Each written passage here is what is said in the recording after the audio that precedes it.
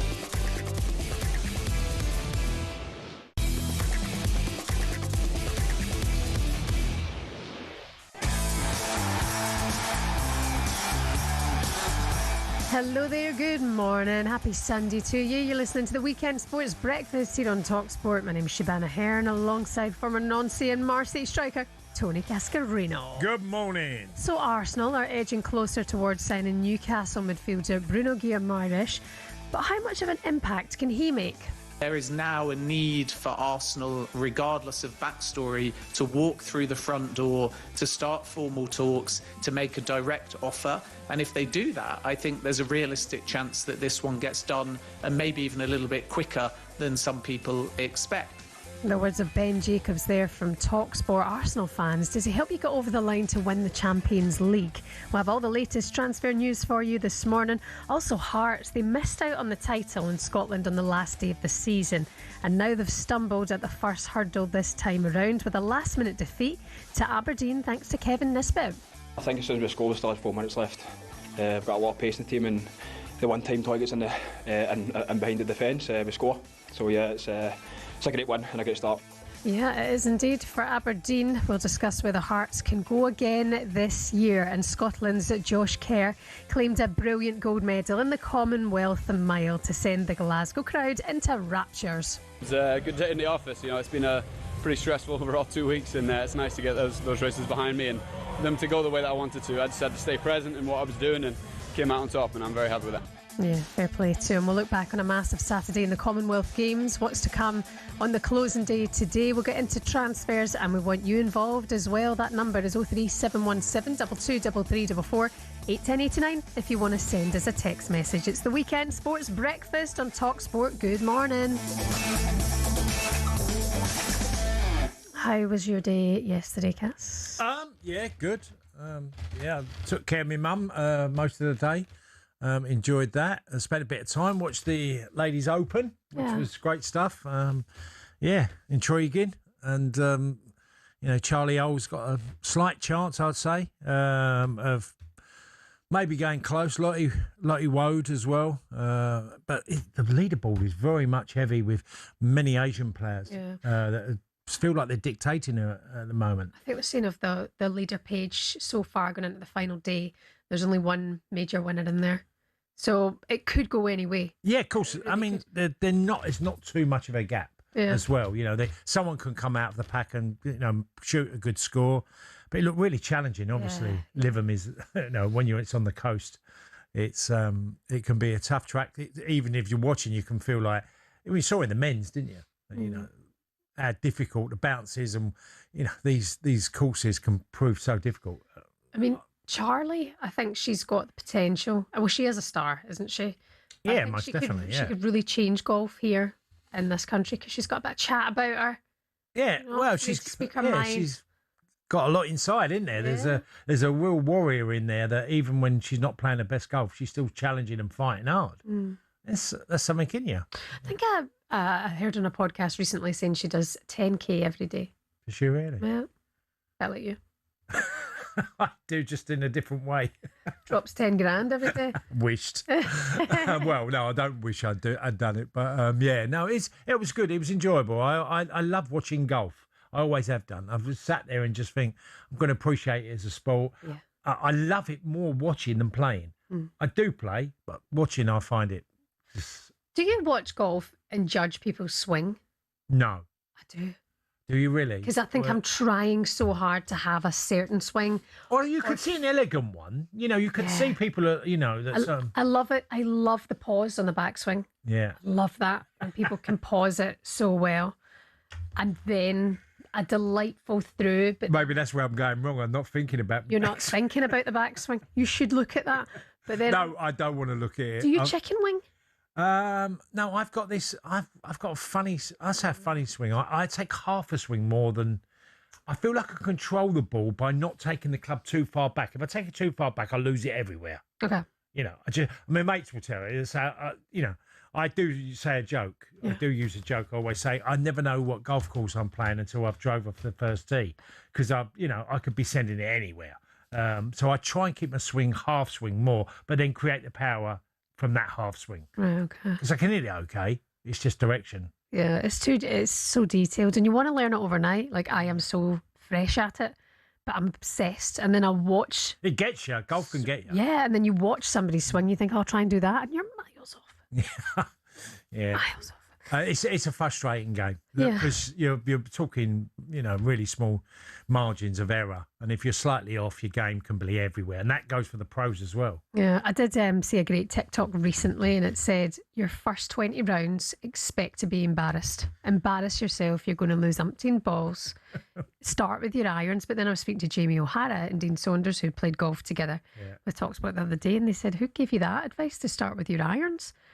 And they were like, you have to be friends with your driver from the beginning. And I was like, oh, there's too much advice. Me and my driver fell out years ago. Did you break it? No, never broke it. Just I found that I can hit a 4-iron really well. So if I hit my 4-iron, I tend to keep it in play more often. So, because there's nothing worse than blobbing.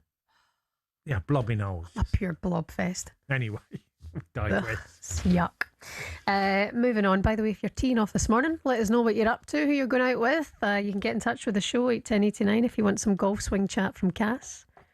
In fact, just don't. Yeah, come to me. Yeah, exactly. We need to get around together, by the way, before the summer's out. Let's talk about Arsenal and Bruno Guimaraes. This has been bubbling for a wee while. The Brazilian has made it clear to Newcastle that he wants to join the Premier League champions. Arsenal are confident that they're going to sign the 28-year-old. So there's an offer of £80 million likely to be enough to secure the transfer. The verbal agreement in place pending that formal offer. A medical could take place early next week. We were having this conversation this morning, Cass, in the office, and feel free, by the way, if you're out and about this morning, to get in touch and let us know your thoughts. Even football fans, Premier League fans, does Bruno Guimaraes offer much of a difference to this Arsenal side? Could they help them over the line, say, with the Champions League? Well, it massively bolsters their midfield. Now you've got, whether it's 2 or 3 spots. I mean, I thought Lewis Skelly done brilliantly well at the end of last season. You've got Declan Rice, you've got Zubimendi. Eze is another midfielder with terrific talent. He just adds to that. Whether someone will go out the door, we saw Norgar's gone to Everton, or looks like going. It bolsters the squad, and what Mikel Arteta's doing is exactly what he should do. Is in trying to improve the team, adding. You know, when and he's Premier League experience as well. Well, Premier League experience, but he's also Guimaraes has got nearly 50 caps for Brazil. Yeah. You know, that's no mean for Brazil's obviously it hasn't had. It's not the Brazil of years gone by, but still getting 50 or close to 50 caps for Brazil. He's been in England since 2022. He had a brilliant time at Newcastle.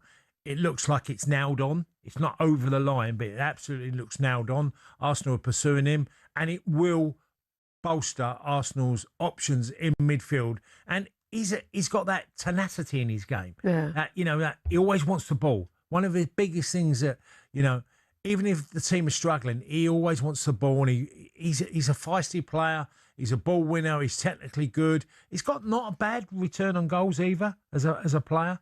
For Newcastle, he chipped in with some good few goals over the years for them, and absolutely a major signing for Arsenal. It seems like that kind of. If it happens, or it will do, but I'm pretty sure it's looking pretty positive, isn't it? I mean, as is the Vinicius Junior links as well. I mean, they are still. I just can't see that one, Shebahn.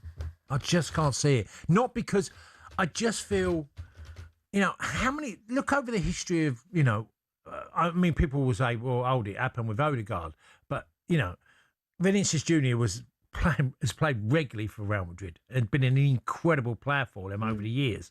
And it didn't establish. They got Odegaard when he was on loan, and then they bought him. But who leaves Real Madrid really? It's hard to think of players that have actually gone. Oh, I'm talking about who are top level. Neymar left. He went to PSG, but they paid nearly 200 million for him. It's hard to get a Real Madrid player because they pay the best wages.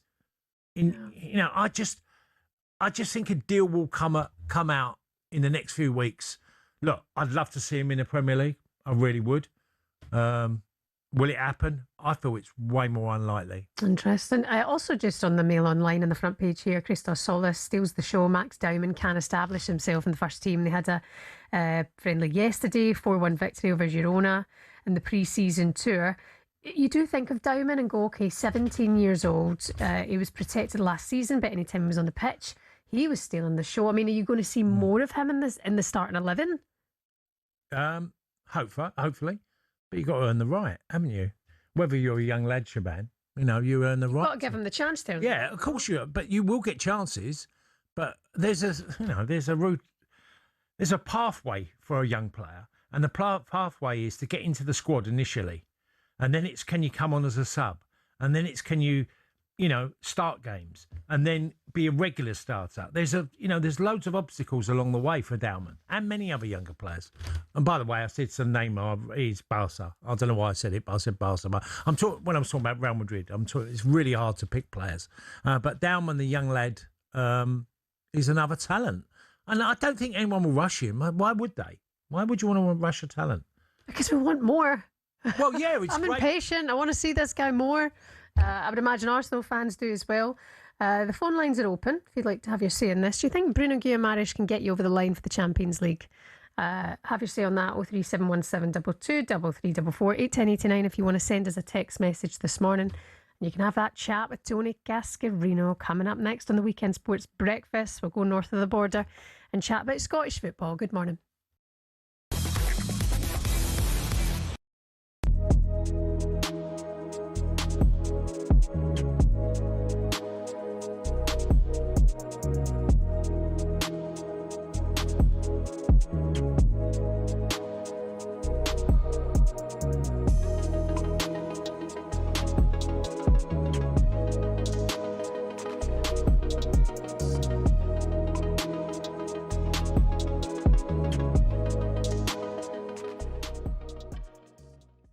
I mean, I wake up every morning now feeling so lucky that Unai Emery's still there. Yeah. Because people laugh about these FSR, whatever they're called, financial fair play rules. They're a joke.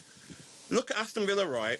Finish in the top 4, win the Europa League, and then your best player, Morgan Rogers, leaves. Why can't Aston Villa keep hold of their best players and then say, we're going to get to spend 150 mil like Chelsea, Man City, Liverpool, Arsenal, and then why can't we go and challenge for the title? These rules, they're there to keep the so-called top 6 there. Yeah. And this season coming, the so-called top 6, they call it, will finish in the top 6. I'm sure of it. Yeah. Aston Villa, with what they're able to bring in, aren't going to be able to challenge. Gab, I've had a conversation with you. This time last year, that Unai Emery, this time next year, we'll be lucky to have Unai Emery as the manager because it's great on every manager. Gab, I've had a conversation with you before, and I've said that if a big club like Manchester United comes in for your manager or players, they'll leave. And you're like...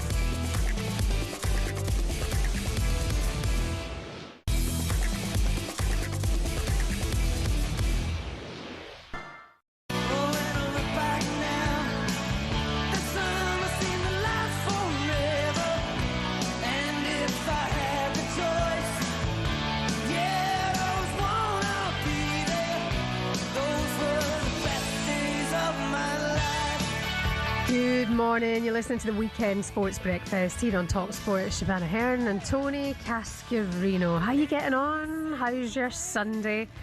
Golfers are getting in touch. Oh, there we go. Oh, we've started it. When I started playing golf, Pro told me to practice 4 clubs, 2 wood, 5 iron, 7 iron and a putter. See, that's what I'm doing. Oh, right, okay. I've heard of that before. Yeah, apparently it will get easier. Thank you, Jim. It's a great game. I love the game. And there's so many people on days like today are going out on the golf course, you know, an early round, teeing off and having a fantastic start of a day. Yeah. It's a great game. Oh, it really is lovely. Out that walk-in fresh air as well. Sun on your chops. We were playing Summer of 69 there, released in 1984 by Bryan Adams. It's been voted our favourite summer song, according to a poll by Topgolf. All right. Well, name another summer. And what about In the Summertime by Mungo Jerry? Not as good as Bryan Adams, I would say. I love that one. Yeah. Mungo Jerry. Oh, there's some good summer tunes out there. Summer tunes, Sam? Can we do summer tunes today? Get in touch with your summer tunes at 8, 10, 18. And the Summertime as well. I'm just thinking off the top of my head. Will Smith. Is it Summertime? He done a song, didn't he? He did do that, yeah. He did do that, yeah. I'm sure it's Will Smith. By the way, this summer's been cracking already for us, hasn't it? I want to say Scotland's had about 3 days sunshine as well. I said to the boys in behind the scenes here, I said 76. You know, is a standout for me as a young boy. 76. You remember the summer of 76? I remember it because it was so stunning. Really? And anyone who's old enough to know that what it was that year, it was a great summer. Do you think it was hotter than it was now? I think it's hotter now, but the 76 summer was all the way through. It literally went on, because we haven't got to we're only at the start of August, but I remember it going through to into September. Yeah. You know, being an amazingly long summer. And I remember being out all the time during that summer. Yeah. I remember like in the 90s, and we were in Ireland for our summer holidays, like it was always sunny. Yeah. Always on the beach, just been away, jumping in and sitting on the beach and got a sandwich covered in sand. Yeah, not so much in recent years. I know. I remember going once to Ireland, Shebahn, and it had rained consecutively for 45 days. I remember someone said that to me and I was like, 45 days? It's rained every day for 45 days. Do you think you're weather affected? No, not now. You don't get on with No. I love all different seasons. I couldn't live in one climate, just always the same. You know, the Middle East is Dubai or the Emirates, or I couldn't live when it's just, you know, all the time. I love different seasons. Yeah. Jamie's got that sad syndrome stuff, I would say now. As he gets older, like every time it rains, he's like, God, look what we have to live with. I'm like, oh, it's the first time it's rained in about 2 weeks. And he's like on his knees about it. Like, come on, tough it up, softy. Right, let's focus on Scottish football because Rangers kicked off the new season with a 1-1 draw with Dundee United. That was on Friday night. Celtic play Dundee tomorrow night. Ex-Rangers midfielder Andy Halliday was with us yesterday on the Weekend Sports Breakfast and said that Rangers were lacking the squad for the playing style that they wanted. I don't think they have the personnel at the minute to change the way they play, because like we says, I don't think they've got enough wingers within the squad to play the way Derek McInnes wants to play. Traditionally likes that 4-4-2, having the inverted wingers on opposite side coming in at their stronger foot and whipping crosses into the box, but they don't have that at the minute. So I think it'll be the same in terms of, I think they'll try to be really dogged, really resolute. Andy Halliday with us yesterday. Rangers and Celtic firm favourites again, Cass. Hearts, they started their season last night, and we know what happened at the tail end of last season, going down to the final day. Hearts were in it, and they lost out to Celtic last night. You're not going to go there, are you? What? Well, what? They're out of the title race already. You're not going to go there, are we? Relegation fodder. I do laugh when it's like one game gone and we all do the same. Well, it could be a tricky season this year. I mean, one game gone. They were phenomenal last year, Arts. And yes, they've lost late on yesterday, obviously at Aberdeen. And it's... I just always think the Bloom model will just get it right. Even without Derek McInnes, even without Lauren Shankland. Yeah, when you lose your captain, and how it ended, there's a hangover from that, right? They'll still have a forehead from that. And then they lose McInnes, and then they lose Shankland. Yeah, it's a blow. It is. But I don't ever... If you look at the Brighton model, and you have to remember, it's the same owner, that they always recovered. And I don't see why Hearts wouldn't. Do I think they were challenged? Well, the unfortunate thing for Hearts and other Scottish teams is that Rangers and Celtic have dominated for so long, there is no real other option. And last season was just a one-off. You know, if we said Hearts come second and split the old firm this season, that'd be a massive achievement again. Whether it was Rangers who won the title, it'd be a massive achievement. I agree. Yeah. So I don't think it's just going to be a flash in the pan. I think they will give them a run. Yeah. I think they will give the old firm a run. Because I think they can take so much confidence from last season, and like you say, the Tony Bloom effect. Yeah, I mean, their model is to keep improving teams. Brighton have done it so often. Okay, Brighton are not challenging to win the league when they're nowhere near that. But that's the Premier League. Yeah, the Premier League. Look, they've done fantastically well. And Hearts I think, will benefit long term. And I think it was a massive thumbs up for Scottish football last year. Yeah. Yeah. How would you say they kick on this season, Hearts? Well, they've got to replace Shankland, obviously. Manager, we don't know. Because obviously people come into jobs and they're following. McGuinness was a big name in Scottish football, wasn't he? It's not only what he did with Hearts. He's been around the block. He knows football inside out, and he's ended up at Rangers. So I don't know. I don't know enough about SPL and Scottish teams and what their budgets are, because how can Scottish teams really compete? Premier League teams, what they get for staying in the Premier League, and what Celtic, Rangers, or even Hearts won for what they could win for winning the SPL is peanuts. The Scottish teams have got no chance. They can't pay the wages to get players to go up there. So it's a really tricky scenario. So when we see them go out of Europe quite easily at times, you think, well, they can't compete. Finance is the biggest issue for Scottish football. Yeah. And that's the thing with the TV deals also, when they come to be renegotiated, you're thinking you're looking at a more meaty deal because there were so many more eyes on Scottish football last season. You think it stands a chance of that, but we need to see that again this season. It needs to be more consistent. Numbers always determine an outcome. Yeah. And people will invest in things that they believe is, for them, profitable. But, I remember a time when it was Kevin Doyle left Wolves and he was League One and he went to Celtic. Like Celtic Football Club from a League One, and he was on more money apparently at Wolves, League One. So that's what they're up against. Mm-hmm. Yeah, no, true. I mean, we've always known the money's a situation, but in terms when you're up there, it's their way of life. It is their absolute day to day. It's their religion. It's everything like that. That's just their life kind of thing. But it's funny because we spoke about Scottish football yesterday, and I'm glad we covered it all season last season. We didn't get to the final week and go hysterical like. Well, you did in the final week. Did I melt? I said the whole time we would still win it. Yeah. I didn't go hysterical. No. The rest of talkSPORT went hysterical. Yeah, your heart was telling you we'd win it. If they're not watching it and then they join in the bandwagon. Yeah. from the last couple of games. However, we've got a number of people getting in touch this morning. Mark, 81089, Hearts are relegation material. Rangers look bang average. Glasgow Celtic under Martin going to win the SPL at a canter again. That's the thing with Martin O'Neill. Getting him to stay. We know that there was links to Robbie Keane to replace Martin O'Neill at the end of the season. A lot of the fan base, a number of members of the fan base weren't happy about that because of decisions he'd made in management in the past. Martin O'Neill at the helm, do you think him up against Derek McInnes, is it just the experience and the winning mentality? I mean, Derek hasn't won nothing close to what Martin O'Neill's won. No, I mean, I've met Martin only a couple of occasions, and he's always got that edge about him. He has a look. I mean, look, how fortunate talkSPORT been. If you think Sean Dyche being a manager, comes on, does shows. Stevie Bruce has moved into doing a bit of radio for talkSPORT. Martin O'Neill. And Neil Warnock could be for. Having these guys do radio and then you're seeing them go back into jobs. Martin was given the role purely because he's been around the block. He knows football inside out. And Celtic needed that. You're now looking at clubs taking players. They're going, we need Welbeck, we need Henderson, we need Xhaka at Sunderland.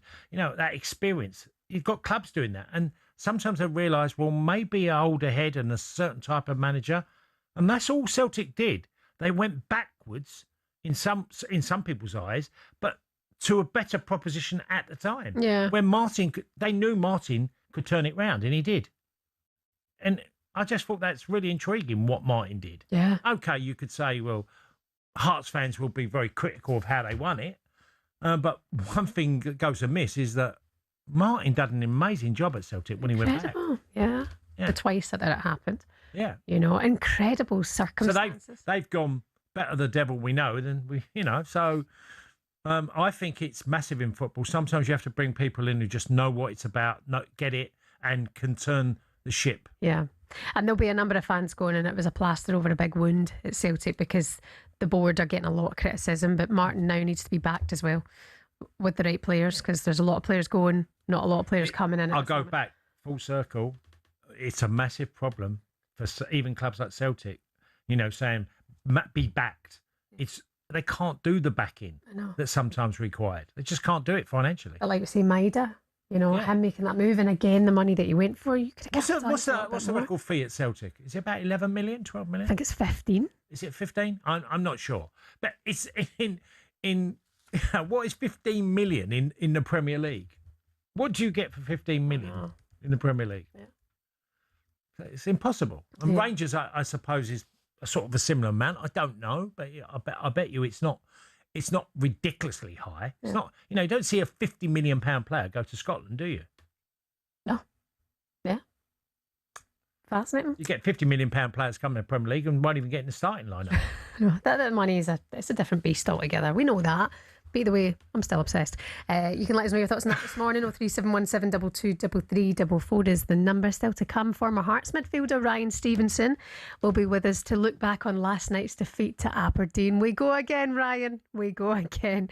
But up next, we'll discuss Man City's first game under Enzo Maresca. It took place yesterday for their pre-season tour. You're listening to The Weekend Breakfast on talkSPORT.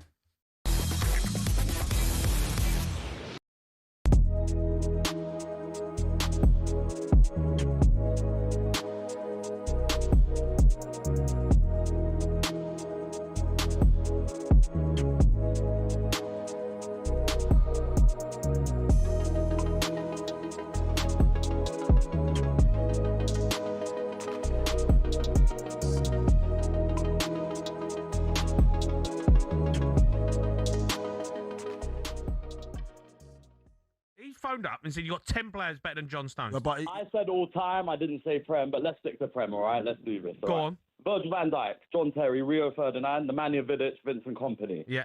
That's five. All right. Yeah. Are we going Tony Adams? Ooh, yeah. No. No, you're not going to say... No, but go on. Go on. I would. Campbell. I'd do Sol Campbell, defo.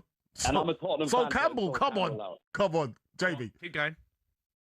I'm going Sol Campbell. Yeah. Oh. Gary Pallister. Carvalho. Mate, come on. Carvalho. Don't help him. Why are you helping him? Carvalho's not better than John Stones. Carvalho. Ricardo Carvalho. Jamie, Jamie, hear me give me a break, man. On his day, prime to prime, One game for a final led.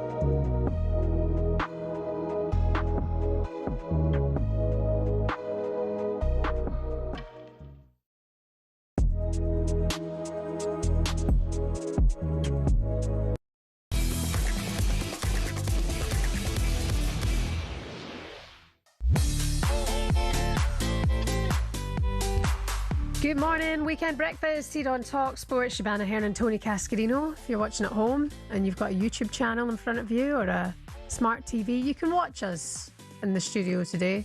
I look a bit morbid today. Grease back you look bun. good. Oh, thanks, Kaz. How you do? Thanks very much. You look like you're recovered from that holiday you had. It wasn't a wild one, you know. It wasn't it. So It's just so calm these days. We just get beach. Let the kids stay up a little bit later. We're strict bedtime family. Normally they're in their bed. 8 p.m. Boom, lights out. No talking. Whereas on holiday I was like, let them stay up to 9:30. And then we'd have a glass of wine and go to bed.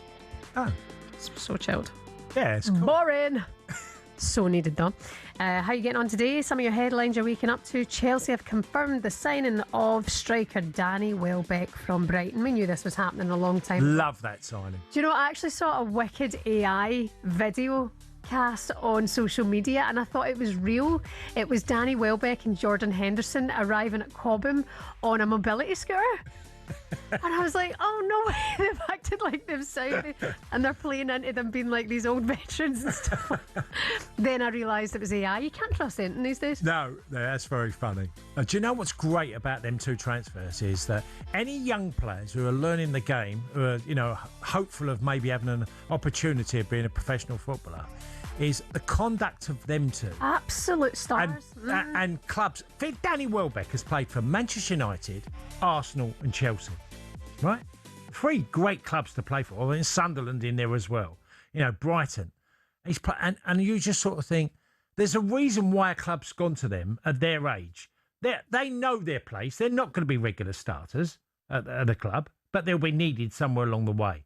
And I think, so for young players who are going into the game, always remember that the reason why they're still there and still playing at that level is because of their mentality. Noel Quinn told me about Jordan Henderson, years and years ago. Because I've obviously been a Liverpool fan, when Jordan went to Liverpool, I spoke to Quinny about Jordan and I asked him that question. I said, you know, what do you think? Because Liverpool paid good money for him at the time.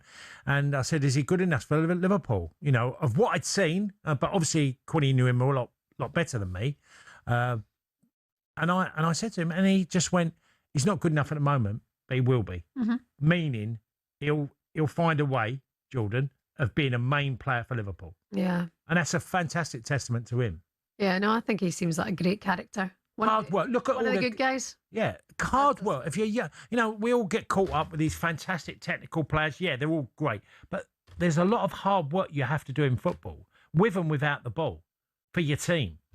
And these players typify it. You even look at him making the World Cup squad as well. Like, there's a reason Tuchel wants that guy around the dressing room. Okay, he's not going to play every minute, but he's a huge part of the team. You need travelling players like that who can get on well with everyone. I mean, you know that better than me. Yeah, I mean, Xhaka at Sunderland's a great example. I used many yesterday. I just think that looking at Welbeck, and I think the reason why you're there is because the way you've conducted yourself during your whole career. That's why Danny Welbeck is at Chelsea on a 2-year deal. Yeah, Welbeck's still banging them in last. Yeah, and obviously you've got to do well on the pitch as well and play well and be as injury-free as you can. I mean, Danny's had some bad injuries along the way. But he's still playing football and he's got a contract to his 37. Brilliant signings for Chelsea, I would say. Also, another news, former West Ham co-owner David Gould's daughter, Vanessa, has confirmed the family plans to sell its shares in the club to a consortium headed by the ex-Newcastle co-owner Amanda Staveley, and Brentford have signed Mamadou Sangare from RC Long for a club record fee of £42.5 million. What? Did I say it wrong? No, how much did you say? 42.5 million. Right, I've laughed because we were talking about Celtic and Rangers. No, yeah, and right, think of this as well, right? I remember Griffin Park and being at Brentford many, many moons ago. And if you'd have said to me somewhere along the span of your life that Brentford will be spending 42 and a bit million on a player, that just seems unthinkable to me. How much did the Palace centre-back go for this season? It was like 50 million? Like a Palace centre? No disrespect, great club. Lacroix. Yeah. 52 million. It's just like incredible where the money is at here. The numbers. By the way, you mentioned Celtic's highest transfer was 11 million. Yeah, I thought it was Arnie Engels, but the new guy coming in from Bodo Glimt, Hogg, is also, I think, 11 million as well, just over 11 million. So there we go. Let's talk about Manchester City now, shall we? Enzo Maresca's first game in charge ended in defeat and penalties by Inter Milan after a 1-0 friendly in Hong Kong. We can get more on that now. In the new era for Enzo Maresca, the Athletics Man City correspondent, Sam Lee is with us now. Good morning, Sam. How's it going? Hello, Hi, good morning. Sam. Yeah, good morning. Yeah, all good, thank you. All good. Hong Kong is an interesting city and an interesting weather period for them. But, I was going to say, where are you now? I mean, if you're watching the Smart TV or the YouTube channel, you look like you're somewhere you shouldn't be, Sam. Are you safe? No, it's fine. Look, lovely coffee shop. Bear that side. Lovely coffee shop. Yeah, no, it's fine. Look, very nice mall over the road. Look, we're fine. Safe as houses. We're fine. Sam, can I ask you, because look, without making too much into a pre-season friendly, after 45 minutes, Man City and likewise Inter have made 5 substitutions. So it's very difficult to assess what you witnessed yesterday. Yeah, I mean, look, from our point of view, you just want it to be a good game. You want to watch it and think, okay, you don't just feel like you're wasting your life for I want to put it in a better way. But you don't want to sit there in the stadium. You think, what's the point in all of this? But it was a good game. I suppose as a manager, as a player yourself, Tony, you'll know you just want to run around. Burn off some energy, try and get into a bit of a good rhythm. And it's just a time to kind of take positives, isn't it? But it was exciting. Like City's wingers, they had Semenyo in the first half, Savinho in the second, and Makaido, the young lad, when he came on, just tearing it into throughout. That was good. That kind of got you off your seat. And then for next season, you think, oh well, if there's a bit more of that, then that'd be great. But yeah, you can't read too much into it. They make loads of subs. The whole kind of rhythm to it changes. But it was quite an interesting game, and then it ended on penalties, which are always fun to watch, even if it's a World Cup or a pre-season friendly in Hong Kong. Sam, was there anything noticeable about slightly tweaking the sort of setup of Man City from Maresca? Not really. It was quite funny because they were pressing with 4 at the front, but every time Inter could kind of get it into midfield and then wide, City's fullbacks had to jump an incredible distance. You had to cover 30 yards. And 30 yards if the press gets beaten and cover that space, and that's just the aggressive way they do it. So it's interesting that they were still doing that, but they're not supposed to. But no, not massively. Maresca, he always uses 3 of the 4 defenders when they're playing out from the back and 2 in front. One of those defenders goes up into the midfield. they were doing that. We've seen them. Yeah, in some ways, very similar. But in some ways, there's he's putting his own stamp on things. I saw Rico Lewis had played as long as anybody on the pitch. Yeah, well, he started right back, and then he was the one going into midfield to be that kind of 2 next to Kovacic. But then in the second half, he was just in the midfield permanently. And I asked him afterwards, what's the differences? And he said it's just less running when you're not having to go in from right back, and a very kind of layman's terms way of putting it. Yeah, but I also asked him, look, are you going to be around next season? And he was like, we'll see what happens. Last season, he just couldn't get a look in with City. I think it's got so physical now, so man-to-man, so end-to-end. The way Guardiola wanted to combat that was kind of sensibly. You got to be big, strong, and fast. That's not really his game. He fit into the classic City of a couple of years ago, not this kind of super direct style. So we'll have to see if that changes under Maresca, but I wouldn't be surprised if he got a transfer. Speaking of City, then a couple of years ago, Phil Foden, he has to have a big season this season with this new 4-year deal. Absolutely. I do think it was a big show of faith from City and him. It was obviously a weird situation because they were getting towards having 2 years left on his contract, and obviously clubs want to avoid that because then the clock starts ticking then, doesn't it? But he's had those 2 difficult seasons, or 1.5 difficult seasons. And you think, well, which way is it going to go for him? But City have gone, no, he's our guy. I know that when they've been speaking to agents and stuff about, life after Guardiola, they've been saying that Guardiola, Foden, Haaland, they're the main guys going forward. So they do fully believe in him. But you're right, we can't get 12 months down the line from here and be talking about, oh, well, let's see what happens next season. It needs to happen now, really. We all know he's got the quality. It's just about stringing it together and being consistent, really. And it is the time to deliver now, but, he knows that as much as anyone.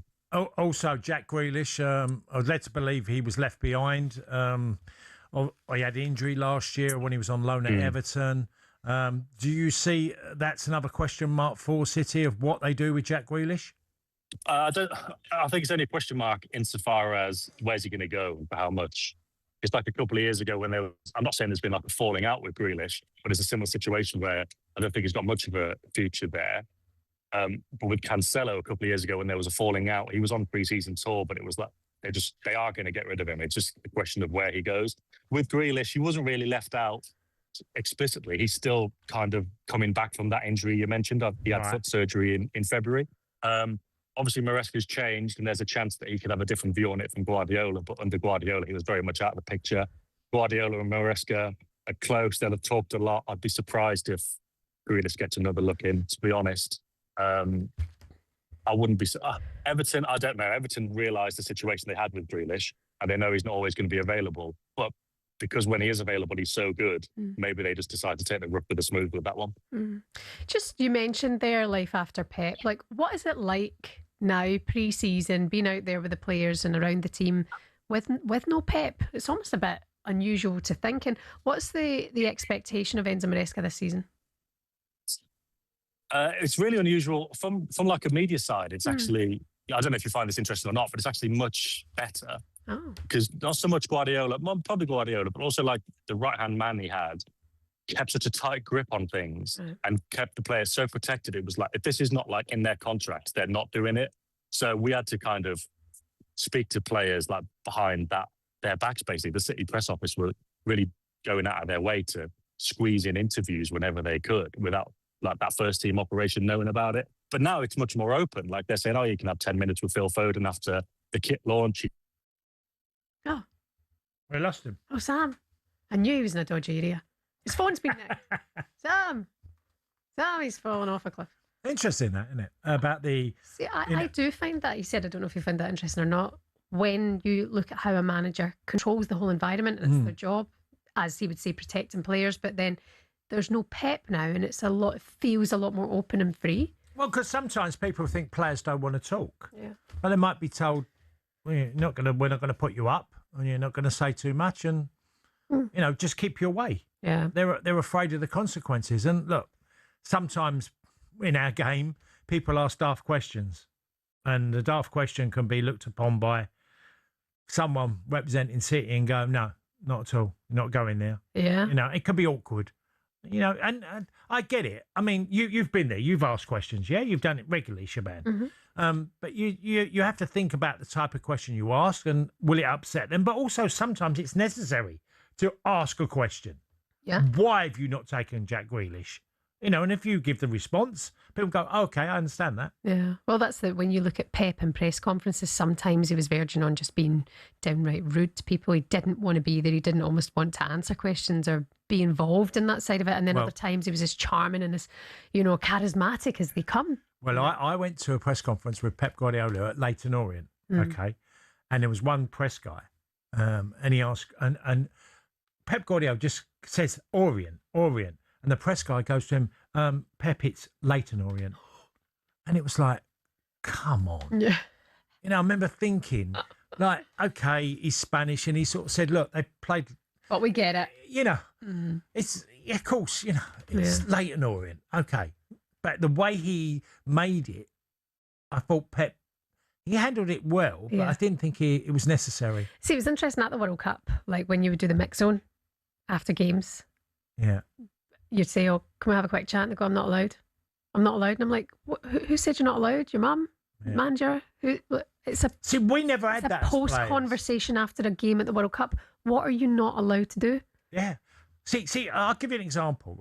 Right? We weren't told. Sometimes they'd get asked to put players up, okay? And people would go, yeah, you and you, if you want to go. And there was no real big issue who was doing it.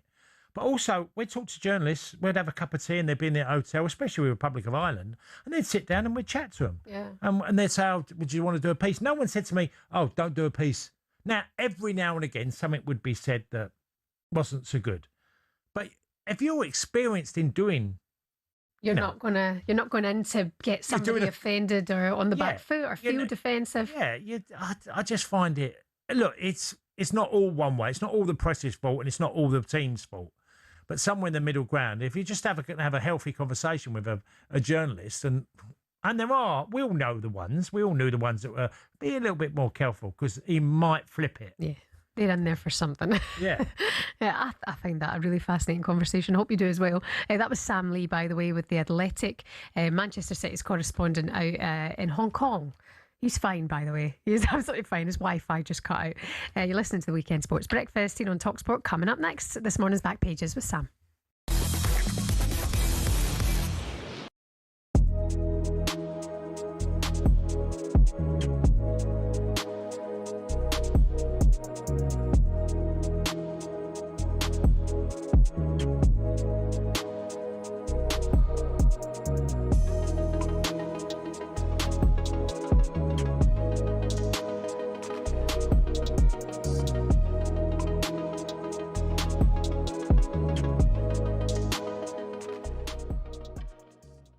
Now, the Asian Football Confederation in the last couple of hours have come out and condemned Gianni Infantino's proposals to sell off very late condemnations, aren't they? They're all panicking. Competitions. Well, they are.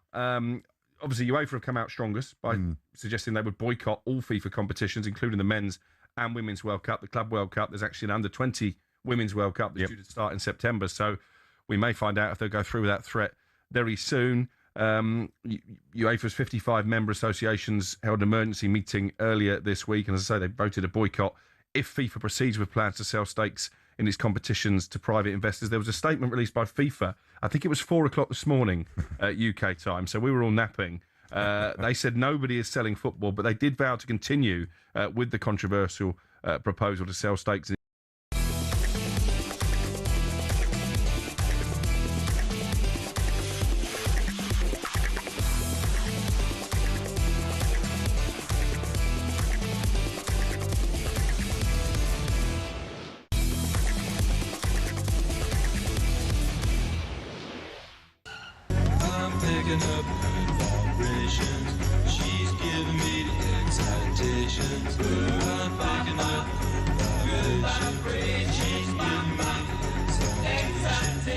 Doesn't get more summery than this. Yeah, agree. What year? Oh, hell. 70... No. 80? Earlier. 60s. It's mid-60s. I reckon it's 66. Good vibration. 65, 66. Really now? Let me just check that for you. Hold on. Good vibration. 66? Yeah. Last time England won some? I'm just joking. Oh, Sam's not happy with that. He sits too soon. Could you dump that for me, please, Sam? I was only joking. That just he's what it reminds me of. He's going to leave that. It's okay, he's Scottish now. Leave it on there, Sam. Yeah. Great song, by the way. A wee bit of good vibrations. It's the Weekend Sports Breakfast here on talkSPORT. Shebahn Aherne Tony Cascarino. Hope you're getting well and doing all right this morning. You can get in touch with the show. By the way, just on that subject there of Sam Lee out with Man City on that tour to Hong Kong, and he says it's a bit lighter now that Pep's right-hand man's not there kind of controlling everything as tight as they run it. Some people say that the players don't owe the media anything, but actually they do, because it's TV rights and media rights. If you buy the broadcast rights, it comes with making sure that you get access to players and managers. Absolutely. And I think sometimes people go, if they don't want to talk, that's fine. I'm like, no, sometimes they do have to talk. Well, if someone nails you, don't talk to them again. Exactly. I would like Ronaldo, he calls out everyone. He's like, you were mean to me last time. You don't like me. I'm not talking to you. I'm not talking to you. Exactly. And also, just one quick one there as well is it can be on the players to say, no, I'm going to do it. Absolutely. I don't need my press office to tell me Which you no. do see. You do see that quite a lot. I mean, Jude Bellingham in at the World Cup. Did you see this? The Spanish TV journalist, he was disabled and he was in a wheelchair and he was in the zone, and the amount of players who just walk past them. Jude was like, no, I'll speak to him. People were saying no, sorry. He's going, no, I'll give him his time. You're right. Yeah. It's up to then the player to say, you make I'm cool with that. In a way, a bit less protection. Right, it's time now for this. And Sam is here for a look at today's back pages.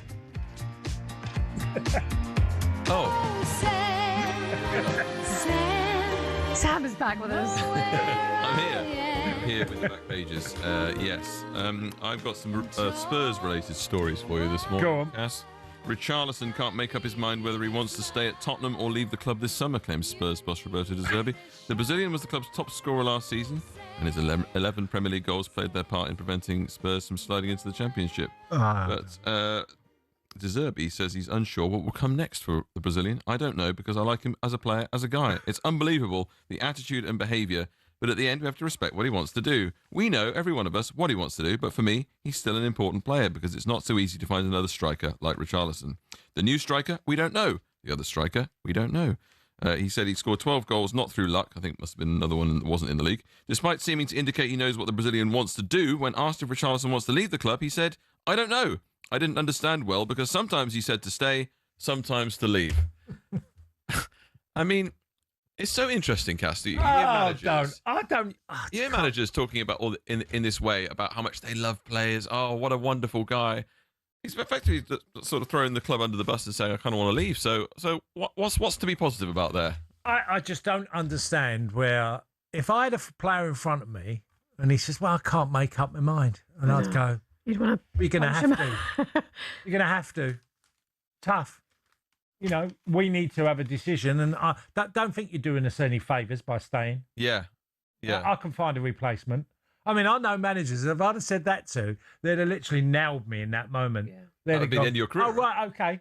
Yeah, so we'll wait for you then when it suits you. Yeah, right. No, you can't. Do you think that speaks a little bit to how desperate Spurs have been to kind of bolster their forward line, that they're still kind of relying on Richarlison after all this time? I mean, Richarlison offers, there's certain things that he's good at, that he was probably quite important to their survival last season, let's be honest, with the goals that he scored. But he's not going to kick them on to the next level, is he, Richarlison? No, and yet they haven't brought in somebody. I know they've got Solanke, but they haven't got anyone yet who's going to be in that role to replace him, you would say. Yeah, he's a strange player, because I remember him at the end of his time at Everton, and I'd say he saved anybody. He saved Everton from going down. He got a number of goals in the running when Everton were in trouble, and then he had to move to Spurs. But he's a player I feel Spurs have to move on from. I just find I don't get why managers appease these type of players who just think they're doing a favour.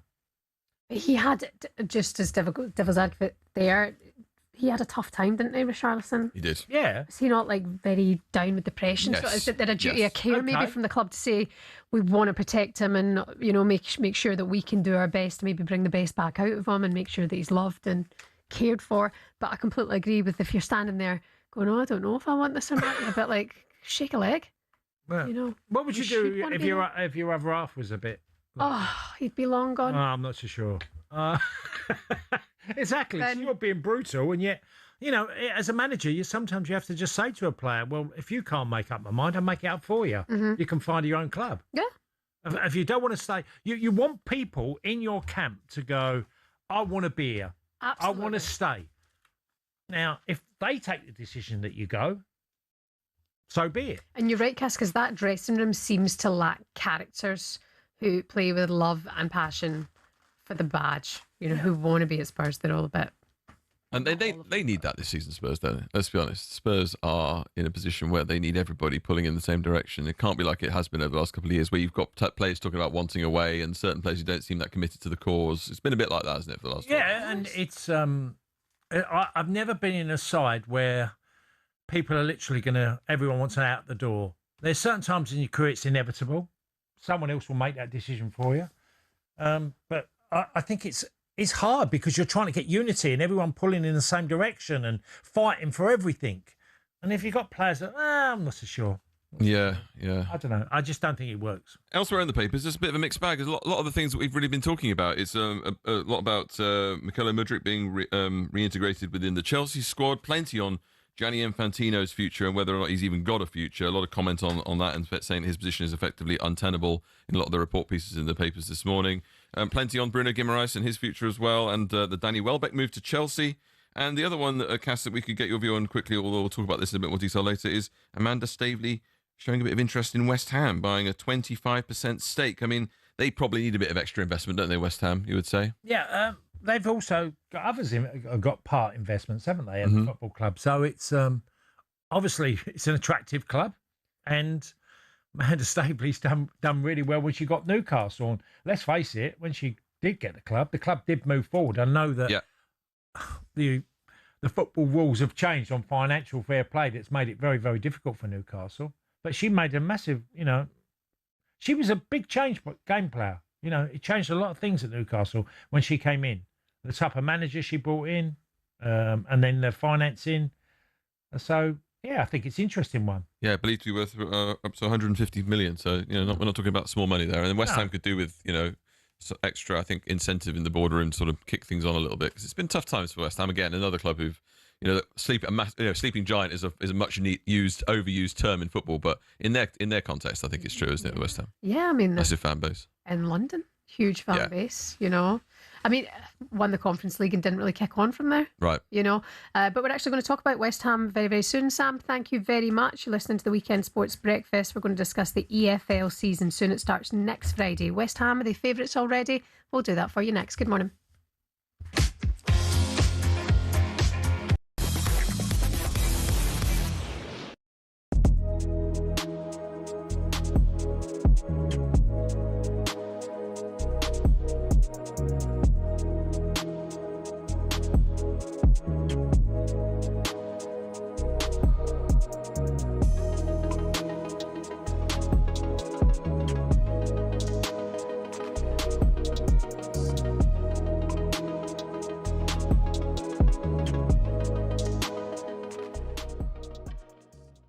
Let's bring in Terry Gibson, Spanish football expert. Terry, always good to speak to you. Lots of news stories over in Spain at the moment. Let's start with that Marcus Rashford farewell post to Barcelona. Looks like his hopes of return to the Camp Nou are now very much over. Yes, it does, and I think it was a blow to him when Anthony Gordon. It must have been kind of awkward when the England team met up for the World Cup when Anthony Gordon had already completed his move to Barcelona. Marcus Rashford's future was hanging in the air. And then they signed Karim Adeyemi. So it's it's not going to happen now for Marcus Rashford. I have to be honest, I'm really surprised. I thought it was Cricket balls are red, baseballs are white, American footballs are brown, and tennis balls are yellow. We don't even think about it really, but the story behind the tennis ball is actually quite interesting, and even involves Sir David Attenborough. I know. Well, here's the tale. Tennis is widely known to be a French sport. It dates back to the 12th century when people used handmade balls, and it was then called tennis, which is the verb to hold in French. And people used some pretty wacky material to make the balls with: cork, wool, chalk animal fur, and even human hair. A few centuries on, Germany got dead into the tennis too, but wanted to make a few modifications to the ball to make it a bit more effective. Around this time, an American chemist had just created something called vulcanized rubber. Out of that, people started developing air-filled rubber balls, which were properly bouncy, but either red or grey in colour. These were manufactured in Melton Mowbray. That's right, the home of the pork pie. One problem, the balls kept on breaking on impacts with the racket. The call of new balls please seemingly coming over every other point. Step forward English lawyer and tennis enthusiast John Moyer Heathcote, who suggested balls be covered in flannel to stop them from degrading. And thus the modern-day tennis ball was born. But these were white or black, so how did they become yellow? Well, in 1967, the controller of BBC Two, one Sir David Attenborough, decided the corporation should show Wimbledon on colour TV. He got his wish and it was wired into people's homes across the country. The only sticking point, the white balls were nearly impossible to see on the screen. So the International Tennis Federation, sensing an opportunity, started developing a new ball that would be visible even without the need for 4K LED displays. Not that anyone had that in the late 60s. After rigorous testing, they came up with the colour optic yellow and decided every ball be coated in that colour from there on in. And there you have it. Tennis balls are yellow, all because Sir David Attenborough wanted to watch Wimbledon from the comfort of his own front room. You could say the ITF aced it.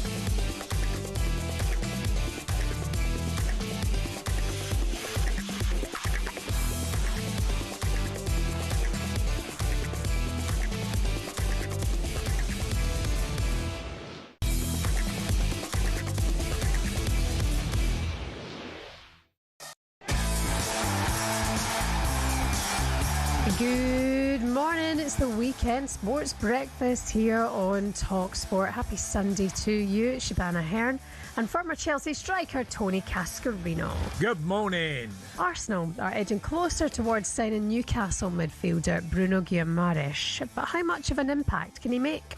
There is now a need for Arsenal, regardless of backstory, to walk through the front door, to start formal talks, to make a direct offer. And if they do that, I think there's a realistic chance that this one gets done, and maybe even a little bit quicker than some people expect. That's talkSPORT's Ben Jacobs there. We've got all the latest on transfers for you this morning. In other news, Hearts missed out on the title on the last day of the season, but they've stumbled now on the first hurdle this time around with a last-minute defeat to Aberdeen thanks to Kevin Nisbet. I think as soon as we score, we still had 4 minutes left. We've got a lot of pace in the team, and the one-time targets in the and behind the defence, we score. So yeah, it's a great win and a great start. Can Hearts go again this year? That's what we're discussing this morning. And we'll have former Hearts midfielder Ryan Stevenson with us later on to discuss that. Also, Scotland's Josh Kerr claimed a brilliant gold medal in the Commonwealth Mile to send the Glasgow crowd into raptures. Surely no one could beat Josh Kerr here. Josh Kerr's pulling away from the field. The man who said he was going to break the world record, the man who said he was going to win gold in Glasgow, has done exactly that. Sensational stuff. We'll look back on a big night on the track at the Commonwealth Games and what's to come in the final day today. Lots to get into. You can be part of it here on the Weekend Sports Breakfast. 03717 223344. Arsenal fans, can Bruno Guimaraes help you win the Champions League? 81089 if you want to send us a text message. It's the Weekend Sports Breakfast on talkSPORT. Good morning. Cass, usually when I come into work, I wear my slippers, right? Yeah. Because my feet are battered. I've got hobbit feet. And then when I get into work, I put my shoes on, but I forgot to bring my shoes today, so I'm slippers all day. Oh, right. What a mess. I didn't notice. What a mess. Dean Saunders said to me the other day, he said, "Oi, you start that now. You'll be wearing your pyjamas in no time." Well, it's funny because, look, we're leaving. What time do you leave home? 4 I left this morning. Yeah, I left at 4 as well to come in. See, we're coming in and we're probably coming in a similar sort of time when we arrive in just around talkSPORT Towers. But you can't really dress yourself up at that time in the morning, can you? I put my makeup on in there. I mean, obviously we're on TV now as well, which sort of... I know, you should try. But, it's nice. I mean, look, the weather's glorious, so we can get away with a bit more shorts and T-shirt. And... But running in from the NCP this morning with my slippers on at 4 in the morning was a new level for me. But do you know what? My feet are comfy and they're warm. Yeah. How are you getting on today? How's your Sunday going? You can get in touch with the show at 03717 223344. And live for some of the EFL clubs starts next week, next Friday. We've got the first round of the Carabao Cup live on talkSPORT. We're going to look ahead to the EFL season now, the Championship runners and riders. We were discussing West Ham there. Amanda Stavely reportedly interested in getting a 25% share of West Ham. A lot of money to reinvest after the sale of Matthias Fernandes. Crescenzo Somerville also gone. Yeah. I mean, what do you think they're going to do now they're in the Championship? Do you think they go a bit heavier with signings, or is it just a case of their favourites to go back to the Prem? Well, they're a very attractive club to join, and they'll have a bit of muscle with the parachute payments and some of the transfers money they've received. So West Ham are in a decent position. Your objective is only one, and the objective is to get back to the Premier League as quick as you can. So you've got to buy players that you think enhance your team to get out of that division. West Ham are going to... I don't see the Leicester... some people always use certain examples of teams that go down, have had, the woes that Leicester had. And, Leicester were in serious trouble for a good few seasons. I think West Ham, with the money they brought in, they're going to be really competitive next year. And Jared Bowen, I mean, the fact that he's expected to stay at the club as well, considering, pre-World Cup, there was a lot of chat that maybe he'd be on his way out because he wouldn't stay in the Championship. But to keep a player like that is brilliant. We just talked about, before the last break, about obviously Richarlison couldn't make up his mind. Jared Bowen went, "I'm staying." Now, the club could have told him differently, and that's a different debate. If the club had gone, "You're going to have to go." Because when I left Millwall, I was told that they've agreed a fee and they need the money. Yeah. You have to go. So at that time, fans thought I just walked out of the club. I was literally in a meeting with Graham Halltop, who was the secretary, and said, "You're going to have to go." Would you have stayed though? Well, I wanted to go to Villa because it was a great opportunity. And Villa were flying, but at the moment the club tell you, you're going to have to let you go. It was either me or Sheringham, and they decided to keep Sheringham. They sold Sheringham the year after. Yeah. It's one of them things. And Jared Bowen has took it the bull by the horns and gone, "I'm staying." And I think fair play to him. Yeah, fair play indeed. Southampton, let's discuss them. Tonda Eckhart has had the Saints in a fabulous form actually since he arrived last year. Despite being tarnished by the Spygate controversy, but they're standing by their man. How do you think they can do this season? Well, if you look at the evidence of the second part of last season, they were phenomenal, even to get themselves in a position of challenging for automatic or, the playoffs. They had a massive turnaround at Southampton. Obviously, it didn't work out for Will Steele when he was the manager, and they found a way of winning games and won a lot of them in the second part of the season. So that's why the manager stayed. It's because upstairs they really believe he'd done an incredible job, apart from all the other stuff that we talked about yesterday. So I think, Southampton's an interesting one looking. But the Championship is really, really tough to predict. And, I just mentioned Millwall. They had a great season. They lost in the playoffs last year. Was it the both whole games, and fine lines. You've got to get a lot right. At that level, playing so many football games over a course of a season. Yeah, you're right. I mean, Millwall were there and thereabouts. Yeah, Hull City were probably at the time the least of the favourites weren't Hull City. They were the outsider to get promoted, and they managed to get over the line. you see Millwall going again? Well, I'd like to think Millwall have got money to invest, and so I do think whether they can achieve it, back it up. I hope that the investment is keeping players, because that's a big thing. You've got to keep players as well, and also keep improving the team. And Alex Neil done an unbelievable job last year. Unbelievable. Wolves, they've brought in Premier League experience, and Kieran Trippier and Raul Jimenez. Do you see them having a bit of a battle in this time to win the championship? Well, I'd probably more want to know from Wolves fans how they feel, because, I mean, I like Jimenez. I think he done a fabulous job for Fulham. Trippier's a great senior pro, the likes that we just talked about, with Henderson and Welbeck and Xhaka and players like that. I think it's a great idea, as long as they've got young players. And Wolves... it's a really weird, because the manager lost the job at the end of the season, didn't he? Yeah. It's a really weird one. Yeah. How it all changed so quickly at Wolverhampton Wanderers. So it'd be hard to assess them until... I don't like assessing where teams are going to get before 6 games. I think if you get to 6 games, you really know what your season's going to be about.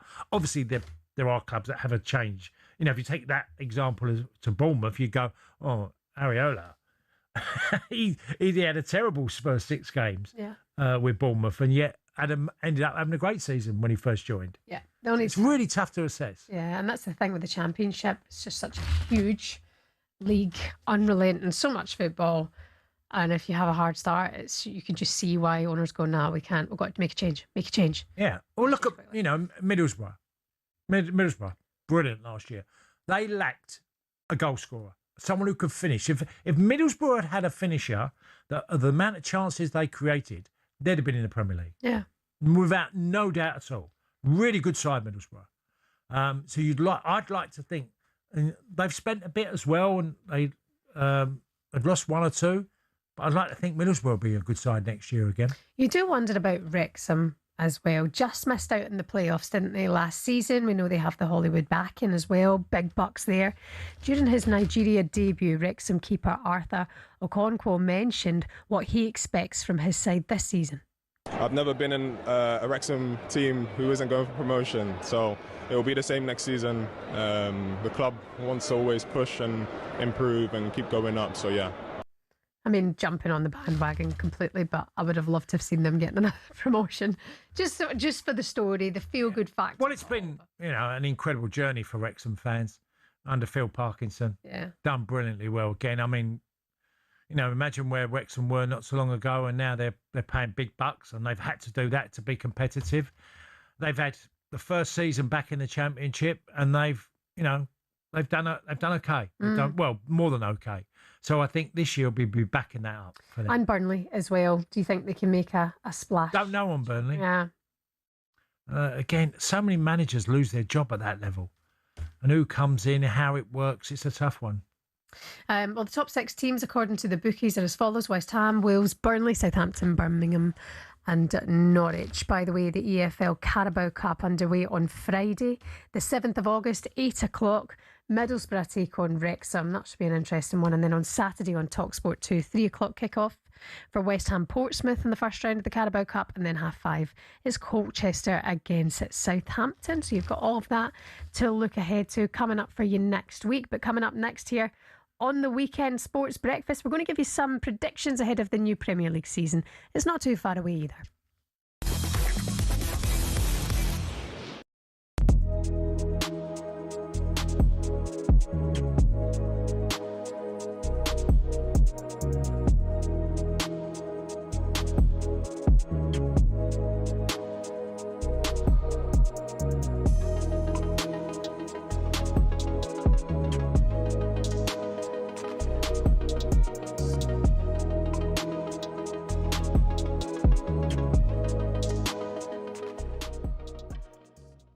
It's an amazing story, actually. It's almost a forgotten man. This is about Mykhailo Mudryk, who has been allowed to come back to football immediately for Chelsea. So you'll remember that this is a man who had a 4-year ban handed down to him for breaching anti-doping rules. He's not played since November 2024 after what was described as an adverse finding of meldonium, which is a banned substance in his system.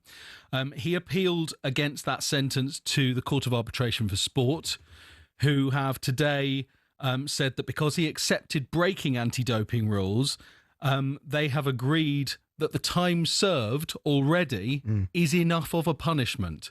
So Mykhailo Mudryk is available to play for Chelsea with immediate effect.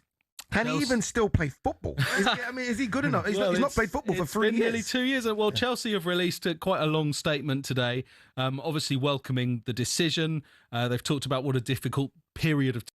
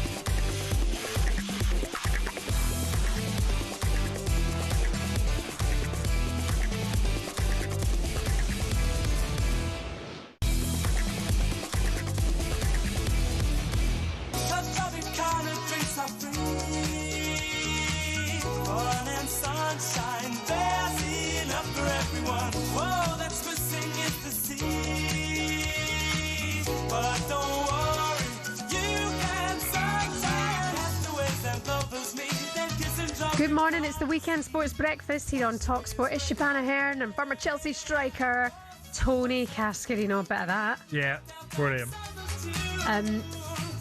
One of my biggest regrets, never saw them. I had the opportunity once, long time ago, never went. I look back and think, why'd you not go? Even seeing George Michael on his own, you know, when he was out with Andrew Ridley, and that period with Wham. But yeah, brilliant. This song just reminds me of Jason Cundy. Yes. His karaoke song. And he brings the house down as well. Yeah. Party well started. Yeah. You know, like at the start of a night when it's all very calm. Yeah. You know, everyone's very chilled out. And then someone pops up with a banger and gets the place going. That's Cundy. Yeah. Well, I've known Jason for so long, you know. Did he sing this back then as well? No, I don't remember him doing any of that. I just remember him being quite... he loved a practical joke in the dressing room. He was a young lad because we had the senior dressing room at Chelsea and the younger dressing room, and he was in there with, you know, there was a few, Dave Lee, Andy Myers, Eddie Newton, and others, Frank Sinclair, and they were all complete pranksters. Yeah. Great fun. Any good singers? Don't know, really. Don't remember of anyone being a great singer. But it wasn't hilarious. I mean, when I first walked in at Chelsea, at Harlington, the training ground, Shebahn, I couldn't believe the carry-on. It was nuts. It was the craziest dressing room I'd ever been in. I'm talking senior pros and the younger ones. It was hilarious. What, just we never stopped laughing. Right, yeah. Just turn up. I can remember, bless him, Ian Portfield coming in one day. And it was like a Tuesday, so it was an old training session. He comes in, Ian, and he goes, right, lads. Right, we're doing 200s, 400s, and a few longer 800s today. We're doing that. From nowhere, Vinnie Jones turns around and went, get the balls out, Gaffer. Come on. You know we're going to run around. And then a few others join in. What happens? We've got all the balls come out. Yeah. Everybody's laughing because we're doing our practice. And it was a daily basis. There was things going on at Chelsea. How did you finish that season? Sorry, How did you finish that season? mid-table. But honestly, I say some of my funniest memories were in that dressing room. When I walked in, I was like, wow. Is this what it's like on a daily basis? I said to Andy Townsend, and he'd tell you, Andy, if you ever, he'd say exactly the same. We laugh so much. You wonder what the most fun dressing room is now. That'd be a great question there to answer. I don't know. And because you can't get that vibe from players, because then it becomes, are they professional? Because if you lose games, people question everything you do. If you win games, no one's really bothered, are they? Do what you want. Yeah. It's like that in life. I think Man City might be fun because of Haaland. Because Erling. And then when Grealish was there, both of them together struck me as like a funny little bromance. Yeah. One that you never knew. I don't know which would be the dressing room. That would be a lot of laughing and banter and just. Of course, you've got to be professional. The game's super professional now. There's all meetings all the time. About everything. No. Some managers talk too much. Yeah. You just tell they like the sound of their own voices. Like, shut up. Yeah. Let them play football. Yeah. So, but I always remember great fondness I had. And I had it. Millwall was a great dressing room as well. And, Aston Villa was different, but loads of lads, great lads there. Great lads. And likewise, I think I've been really lucky with the dressing rooms I've been in everywhere. Your Villa might be a fun dressing room. They've got some characters about there. The manager's going to be super serious. Oh, yeah, maybe not. You're going to be doing a lot of meetings. He walks in and it's like... Yeah. Unai Emery's meetings, I think, would be pretty long. Tactics, set pieces. Oh, God. Just couldn't. My focus. Just do the Jack Charlton set piece. Who am I picking up from corners? Gaffer? Is it Jack? Pick up a big one. Exactly. Just pick up a big one. It's time now for this. Who knows? Who knows? Who knows? Who knows? I just go. We've got a wee feature for you today. We're going to bring you some of the predictions for the upcoming season. As we do, who knows? We're going to start with, will this be the season that Manchester United leapfrog Manchester City? I like that. I like that question. Well, you answer it first then. Manchester United will leapfrog Man City? Yeah, I'll take City. Really? Yeah, what do you mean, really? I'm more really, you're going to No, say... I don't mean it in a disrespectful way to Man City at all. No, I mean... Without even thinking about it, you were like, Man City? I can't see. As much as Michael Carrick done fantastically well last year, I still think they'd finish behind Man City. I'd still back City because they, bringing Semenyo in and Gay and having Haaland and others, bringing Elliot Anderson. I just think it's still a massive, Man United. Look, if Manchester United do some really major signings in the summer, it might make me think. I still think City. I'm thinking no Pep, no party. Yeah. Possibly, it might be a little bit more of a struggle for them this season. Still got a lot. But then, sorry, with credit to Enzo Maresca, I think he did a really good job at Chelsea. I think he's a good manager. But I don't think it will be quite the same for Manchester City this season. I think Manchester United could finish above. One of these things, we have to go back, we have to revisit this Let's at the end do of it. the season, Clip unless it we're up. sacked. I'll be sacked by then. So will you. See if I go. So that's Right. nice and balanced then. You're City. If we're not sacked by then, right, we'll revisit this We'll and bring see it back. how many we Right, get each fine. other. Who will have a better season, Andoni Iraola or Xabi Alonso? Cool. I've got the team that I play for and the team that I support. So I'm going to let me head rule me heart. I'm going to say Isaac's going to have a really good season this year. So I'm going to be massively hopeful that he does brilliantly well. And I just think Liverpool will finish in front of Chelsea. I'm going for the opposite. Yeah. Yeah, I think I'm going to go for Chelsea. Could be. I think Could be. Xabi might have a better season. Yeah. Might. Yeah. I mean, it's a very good question. because it's a great question. Areola, this is a different beast. You're Bournemouth to Liverpool. You could say the same for Xabi Alonso. You could. Yeah. To a certain extent. I think it's a really intriguing one because both clubs, I think Chelsea have certainly done the things that I've accused them of not doing, and many others have done it, is bringing the experience in, and they've done exactly that this season. Caldwell will be back, hopefully, for Chelsea to add another plus. But I still think, I just got this feeling in my heart that Isaac is going to have a big season after a really, really poor one last year. Okay. Which player will have a bigger impact? Jack Grealish or James Maddison? Obviously, we don't know fully the extent of Jack Grealish's situation, do we? I'm not sure if James Maddison will play for Spurs as much as most people would think. I'm not sure. Why? I mean, obviously, he had injuries last year. I just think there's been a real reshuffle of that midfield. There's been a lot of midfield. Fernandes coming in, and obviously, we've seen Tonali come in. I don't know if there's going to be a spot for James Maddison in that team as a starter. I hope in some ways I'm wrong because he's a talented lad. So I'm going to go. I've said all that. I'll go with Maddison because Jack Grealish is going to be in limbo. I really just don't see him finding the club at the moment, and he's not going to look like starting the season. So I'll go with Maddison. Yeah, I think if Grealish is managed well, I mean on the pitch, off the pitch, managed well, then you know that he's an unbelievable, talented player in there. Well, he had a great start at Everton the start of last season. Absolutely. Yeah. But that one actually is a really tough one to call. What about this one, Shebahn? Who is more likely to win the European title, Bournemouth or Brighton? Oh. You would like to say Brighton. You would like to say Brighton, I think, because they're... Slightly, I'd agree with you. Slightly more likely. So, Bournemouth in the Europa, Brighton in the Conference League. Yeah. I think Brighton can win the Conference League. Yeah. 100% can win the Conference League. Yeah. And I do think they'll win something. No disrespect, I'm not sure Bournemouth can win the Europa League yet. No, okay, we both go Brighton, yeah? Okay, fine. Go on, what's the next one? Well, Spurs beat one of Arsenal or Chelsea in the league this season. One of them? Yeah. Well, Spurs beat one of Arsenal. Well, they've got four games. They've got the opportunities. Yeah, they'll get one victory. You think so? Yeah, one. Where? Who?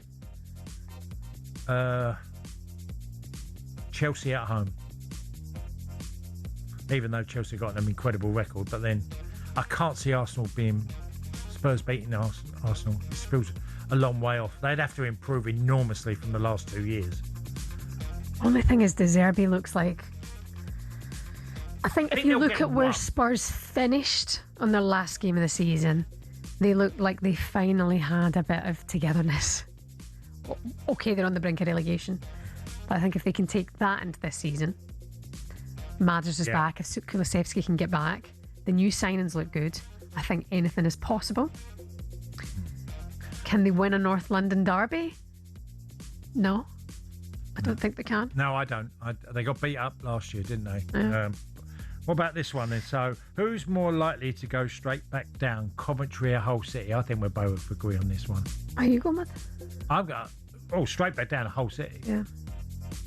I mean, look again. What they proved everybody wrong in the playoff final.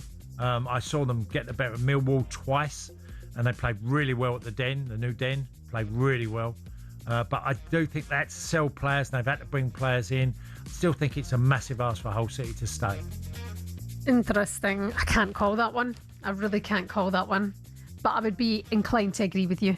Yeah, maybe Hull. No disrespect, guys. Have a great time while you're there. Yeah. Which manager will have the first meltdown of the season? Oh, who's likely to have a meltdown? Where are we? Arteta might have a baby if it doesn't go. I'll go North London then. I'll go De Zerbi because he is fiery as hell on the sidelines. Even if he's winning games, he can fire. I'm going to go De Zerbi. Maybe Maresca. Yeah, that's Possibly another a bit possibility. Maresca. Yeah, it's a good shout.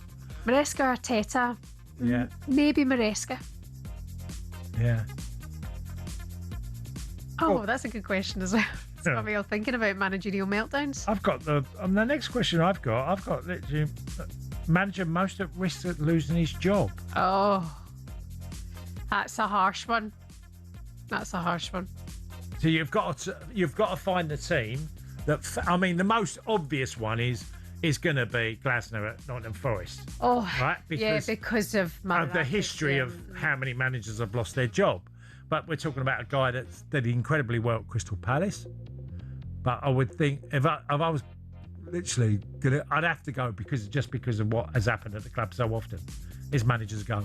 Yeah. I'd say potentially Xabi if it doesn't get off to a good start. Yeah, that's another. Yeah, Chelsea made a number of sackings. Oh, I like that game.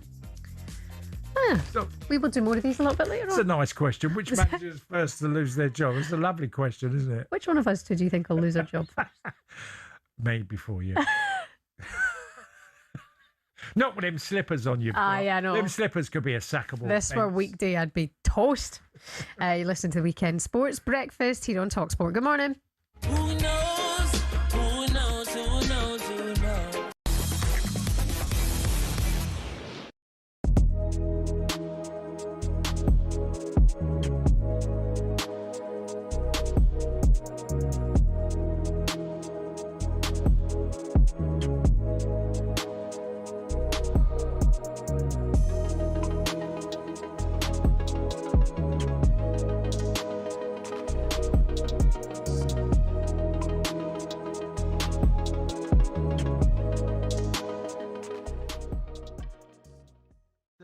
Liverpool are set to place an opening bid for Bradley Barcola, but what PSG want and what Liverpool are willing to offer at the moment seems quite far away.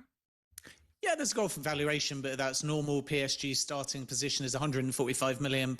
And my information is that in terms of the fixed fee, Liverpool are looking at roughly 80 million, maybe some add-ons on top.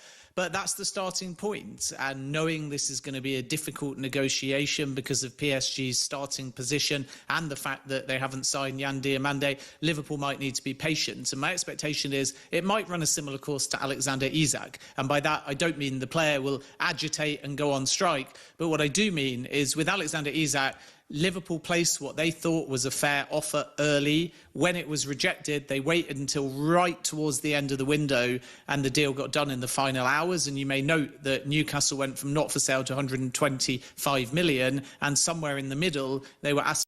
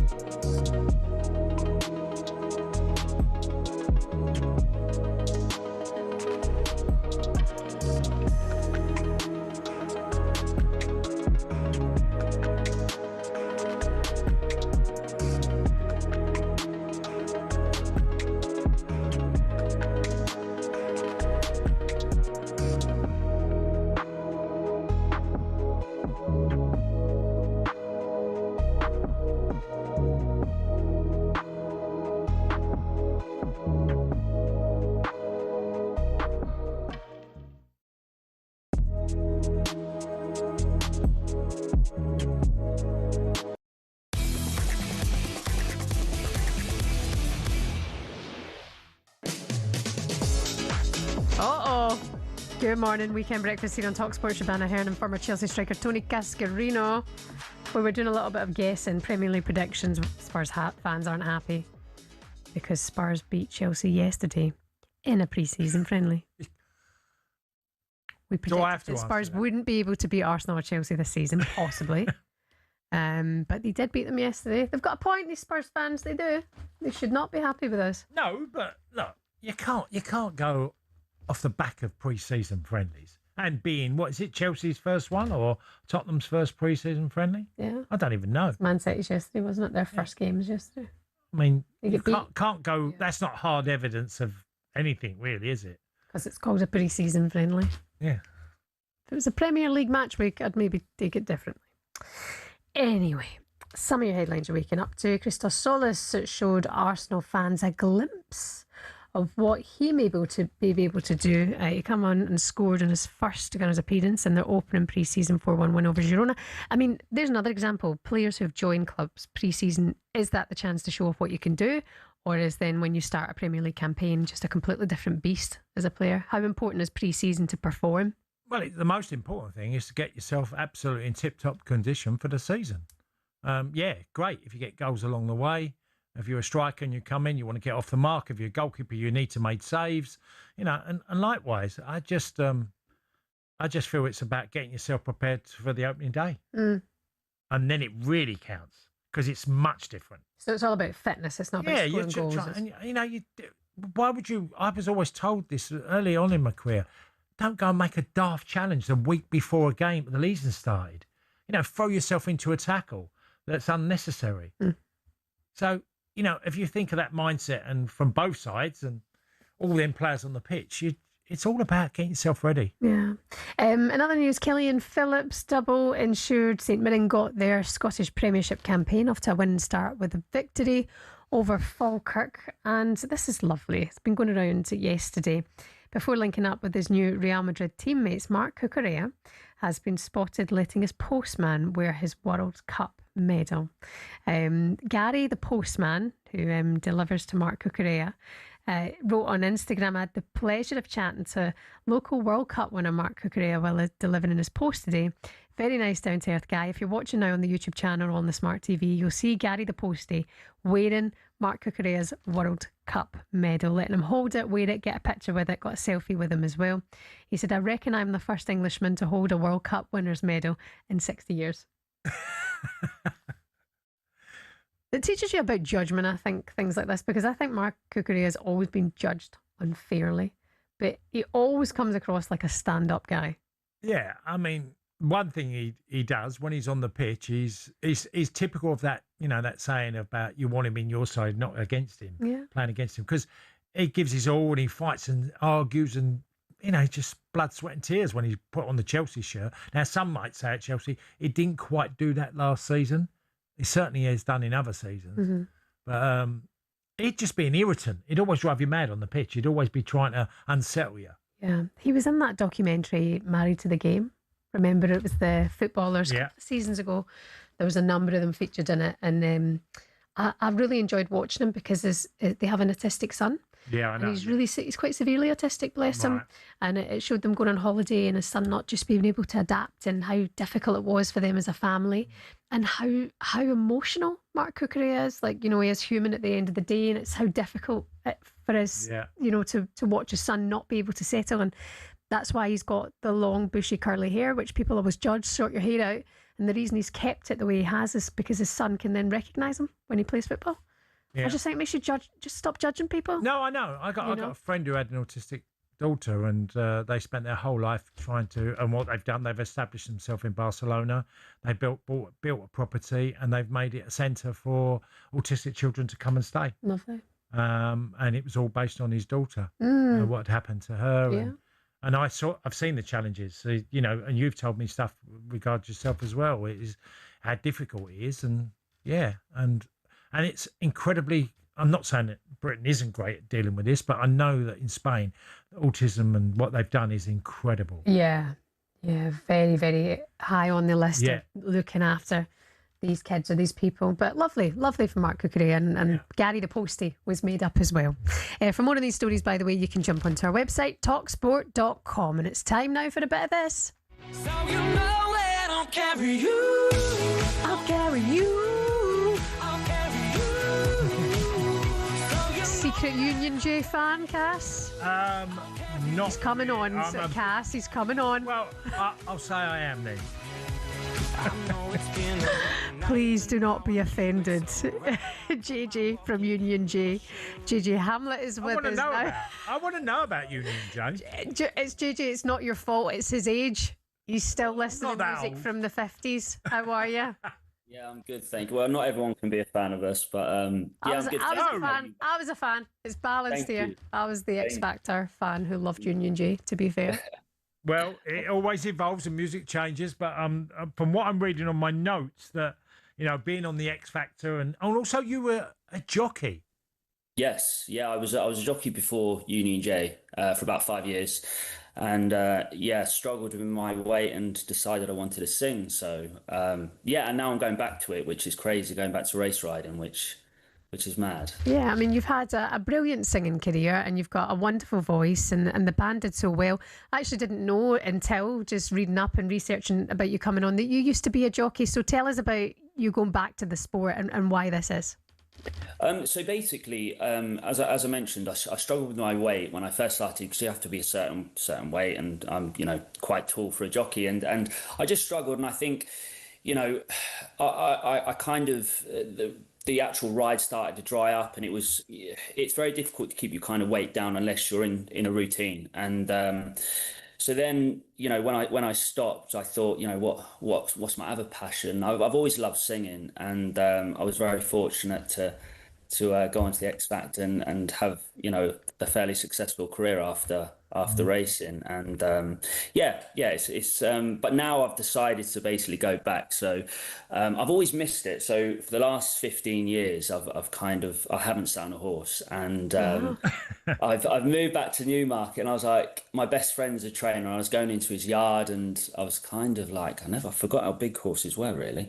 But I was like, I'd love to race ride one more time. So they have a charity race, the Injured Jockeys Fund Ledger Legends race in September. So I've decided to race for one final time, which I don't know if I'm crazy, but I sat on the first horse for the first time in 15 years. About a month and a half ago now, and Great British Racing, we're doing a 6-part documentary showcasing what it's like to be a jockey and how tough the highs, the lows of what it takes to become a jockey. And so it's exciting but nerve-wracking. Well, one of the highs must have been riding for the Queen. Yeah, it was an absolute honour. I met her as well, which was amazing. But yeah, just to be able to put the Queen's silks on was a touch me moment. It was phenomenal. And how's the training going? Like you said, you hadn't been on a horse for 15 years. So how's it getting back into things, getting used to things? Do you know what? I was keeping myself quite fit. I thought I was quite fit before I sat on a horse, and I could have walked for 2 days. I literally.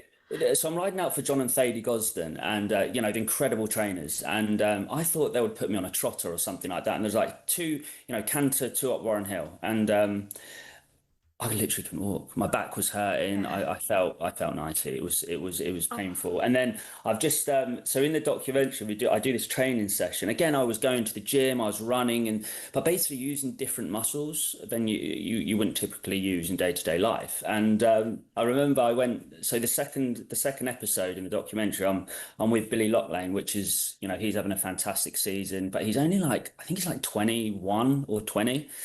And now I'm 38, and again, I thought I was fit, and I did this training session with him. I couldn't breathe. It was awful. I was sick. It was awful. So it's tough. I didn't realise. Again, I thought it would I could wing it, and I've really had to put a lot of effort into it. But again, I'm quite competitive, so I want to be as good as I possibly can be in the race in September. So yeah. It's tough, but it's fun. And you're alongside Frankie Dettori? Well, yeah. Hopefully, touch wood, he'll be racing. He had a car accident not long ago and broke a few ribs. So hopefully he will be in the race, but obviously his health comes first, and we'll see. But it'll be nice to race against. It'd be nice to win against Frankie. That'll be the pinnacle. But wouldn't it? Yeah, I think all the jockeys in the race are great. They're retired jockeys, but all of them are fantastic. So just to be able to take part in that race and raise awareness to the Injured Jockeys Fund, which are an incredible charity for jockeys, is great. I bet you, JJ, you'll get the buzz for it. This won't be your last time. You'll probably find yourself doing more and more going forward. You'll be do you know what? If I win it, then yes. But I might get the buzz. I think that's one thing that I was very fortunate after race riding, stopping race riding. I think a lot of people always try to chase that adrenaline, and I kind of had that same adrenaline when I was on stage performing in front of thousands of people. I got that buzz, and with Union J, we kind of we keep doing reunions and things like this. Like we've got a 15-year reunion next year, so it's kind of I'm not doing it as often as I want to, and so to be able to race, I kind of get that buzz back, which is exciting. You're a Wolves fan. Are you optimistic? Do you know what? It's as you know, the championship's a tough league to get out of, but it's kind of. I'm very excited. Obviously, having Trippier and Jimenez. Jimenez had a fantastic World Cup. Trippier is an absolute legend, as you know. He's a leader, and I think having a couple of players like that join us. We've got a few young players as well. Fer Lopez has just come back from Celta Vigo. He's been great. He scored yesterday in the pre-season. Gomez and Mane had a great season, although it was tough for us last year. He had a good season, and so it's exciting. Obviously, is it Pixoto? Is it the manager? Yeah. I don't know too much about him, but it's obviously everyone thought Rob Edwards was going to stay, and it was. I kind of understand what they're trying to do. I think they just needed to refresh everything, revamp it, and it's exciting. I think it's going to be. Again, it's a tough league, as you know, but I'm optimistic. Well, exciting times for you indeed. Good luck for this charity race. Get back on the horse, as they say, and keep us posted, won't you, JJ? I will do. Thanks very much, guys. Have a lovely day. Good luck, JJ. Yes, look after yourself. So that charity race is at the Legends Meet at Doncaster, 11th of September. And you can actually watch the race on ITV as well. JJ Hamlet from Union J will be a jockey on it. You're listening to The Weekend Breakfast here on talkSPORT. Coming up next, we'll speak to former Hearts midfielder Ryan Stevenson on that late defeat to Aberdeen yesterday.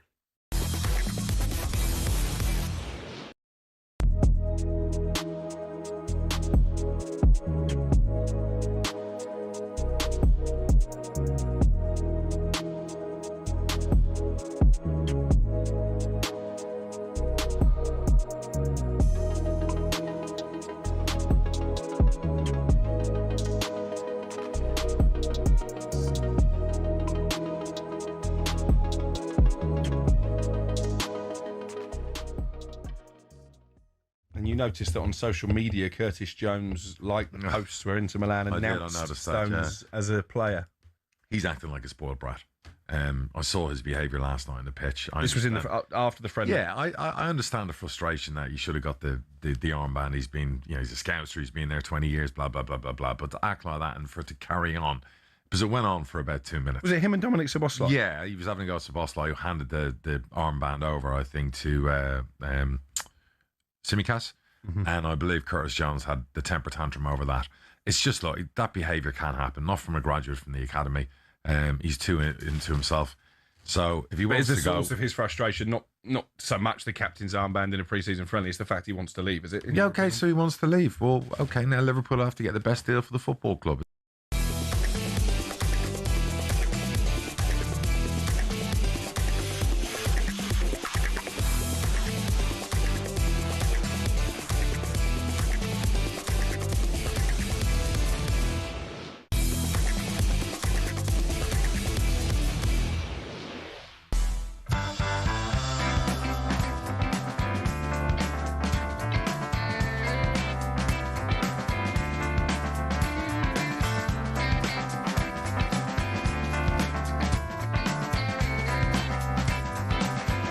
Good morning, how's it going? It's the Weekend Sports Breakfast here on talkSPORT. Happy Sunday to you, coming up for 10 to 8. We're doing a little bit of a sunshine vibe this morning. Yeah. Great summer so far. Spoiled. We have been spoiled. I've had 2 paddling pills I've gone through. What do you mean you've gone through? They burst. Oh. What was you doing in them? I wasn't in it. The kids, being mad dragons. But I need to get another one, but the drought happens, so you can't fill up. Yeah, you can't. Now, what was that? It was about 2 weeks ago, wasn't it? Hose pipe. Is it still on? In some areas, it's obviously still on. Is it? Yeah. We went to the park yesterday down at the Ved Elements in Albans for my friend's birthday, and it's amazing how scorched everything is. Yeah. And she's a firefighter. And she was like, oh gosh, like you've seen people trying to light, it's like the whole grass will catch a light. You shouldn't light any barbecues on the grass for this weather. It's anyway. The brown, that colour, isn't it? It's like you can see. You say scorched. It's like a browny colour, isn't it? Yeah. Just you can everywhere. Like the whole landscape is scorched, but the weather's great. Some of your headlines you're waking up to: Chelsea have completed the signing of Danny Welbeck from Brighton for an undisclosed fee. In other news, Charlie Hull is relishing the opportunity to make a late push for major victory after a spectacular late third round fight back at the Women's Open. There is also a complete lack of Scots at this year's Open. Hold on a minute. You thinking what I'm thinking? Next year I could be there. That might make the tour, people. And maybe time for us to pick up the clubs again and really get back on it. Well, we are. Don't worry, we might be there. And also Max Dowman dazzled with a goal and an assist as Arsenal recorded a dominant 4-1 win against Girona in their pre-season game. Max Dowman, we did speak about him earlier on in the show. Will he become a more prominent player for Arsenal starting 11 possibly next season, or is he still too young? Well, he's still got to earn that place. He's got a wonderful left foot, and he likes to cut inside. He's got great pace. I think it's about game time next year, and look, he might not get in the team, but he's such a young man. It doesn't matter if he just keeps. Noah and I talked about that pathway earlier on of, getting into the squads first of all, then getting on the bench, then going from the bench to getting on, then starting the odd game. Becoming a regular, very, very unlikely. But as long as he keeps improving and keeps his head down and wants to learn more, he's at a club where he can easily find that way. Can I ask just, Max Dowman, he looks incredible, unbelievable when you do get to see him. But see at that age, when you're still growing and almost in a way still developing in a certain extent, are you more at risk to having injuries? And some players at that age, they're just so highly regarded, but then, you don't know how your body's going to take you. I was talking to Tony Aphobia before the game. We were talking about young players that came through and at certain levels, and I talked about James Vaughan, who was at Everton as a young boy. I think he was 16. I think he's the youngest ever for Everton. I think even surpassed Rooney. James Vaughan. He had injury after injury during his career. He went everywhere. I remember him being at Huddersfield and other clubs. I think Sheffield Wednesday as well. Just blighted by injuries. So you've got to be conscious of how much football. I mean, look, Ryan Giggs played from 17 onwards and had an incredible career till he basically 40. But it's really, really, really tough to play that long. Yeah. From a 17, we talked about Baresi, who lost his life or passed away this week. 17 to 37, he played for AC Milan at centre half, and that's amazing. Yeah, good luck to Max Dowman. He's a incredible talent, that's for sure. We've been talking about the Scottish Premier League. It's back up the road. Aberdeen salvaged a dramatic Scottish Premiership victory against last season's title contenders Hearts with 2 late goals at a raucous Pittodrie after Hearts took an early lead, but with 2 goals after 90 minutes Aberdeen turned it around. Hearts also had a player sent off as well. Is their title charge over before it's even got going? Their new boss Wouter Vranken says they need to put last season behind them. Put your energy in what has to come. I was self in this position a few years ago, missed the title in 2 minutes, and you have the emotions. You have to get over the emotions of what you missed, and then it goes forward again. So, and that's also a part of sports. We go again, indeed. Pleased to say that former Hearts midfielder Ryan Stevenson is back with us. Ryan, it feels like it was yesterday. Yeah, just a little. But, oh, God, it's been such a bad start to the season. So tell us, Ryan, was it a case of the opening game and they just didn't take their chances, or, things didn't go their way? Tell us how you saw the game.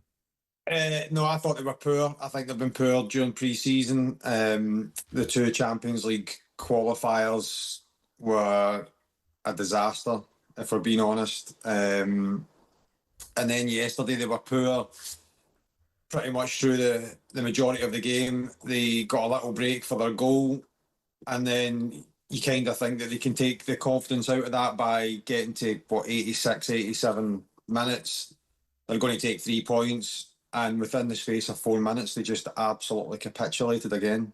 For me, they're all over the place just now. And then obviously big shoes to fill with Derek McInnes leaving the club at the end of the season with Wouter Vranken. What do you make of him? Because you're right to mention the Champions League qualifiers, that first leg battered 4-0. But he sat in that press conference and said, OK, we conceded 4 goals, but actually we were pretty good.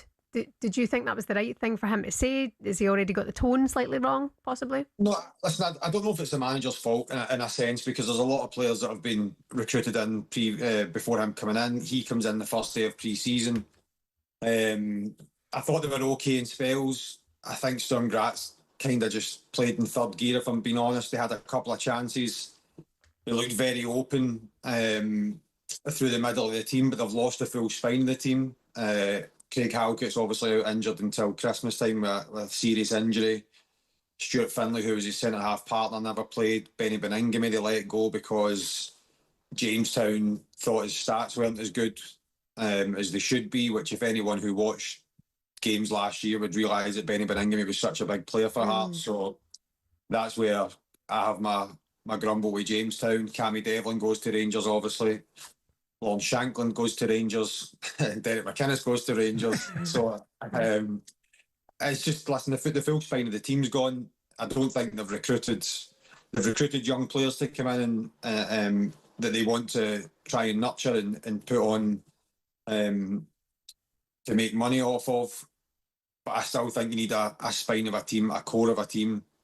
I think this year's going to be a long, long season for Hearts. I really do. Yeah. So was there any opportunity along the way after the season that Hearts had that McGuinness could have stayed? Or was it purely that was inevitable, that was going to happen? But Tony, I think when Rangers come in for you, I think he's going to go. I think Lonso's going to go as well. What I do think is, I think Hearts could have made more of a fight of it to keep them. But hearing the rumblings from behind the scenes that Tony Bloom and Derek didn't get on pretty well because of Derek wanted to play certain players. Tony wanted Jamestown to have more of a say in things. And I think there was a little bit of tension there. And I don't think too much could have been said because of the way that the season was going. So I think Derek was always going to go. And I think it was always going to be hard this season regardless. But for me, I just think they're in an absolute mess just now. And it doesn't get much easier. They've got to go to Benfica on Thursday night. Yeah.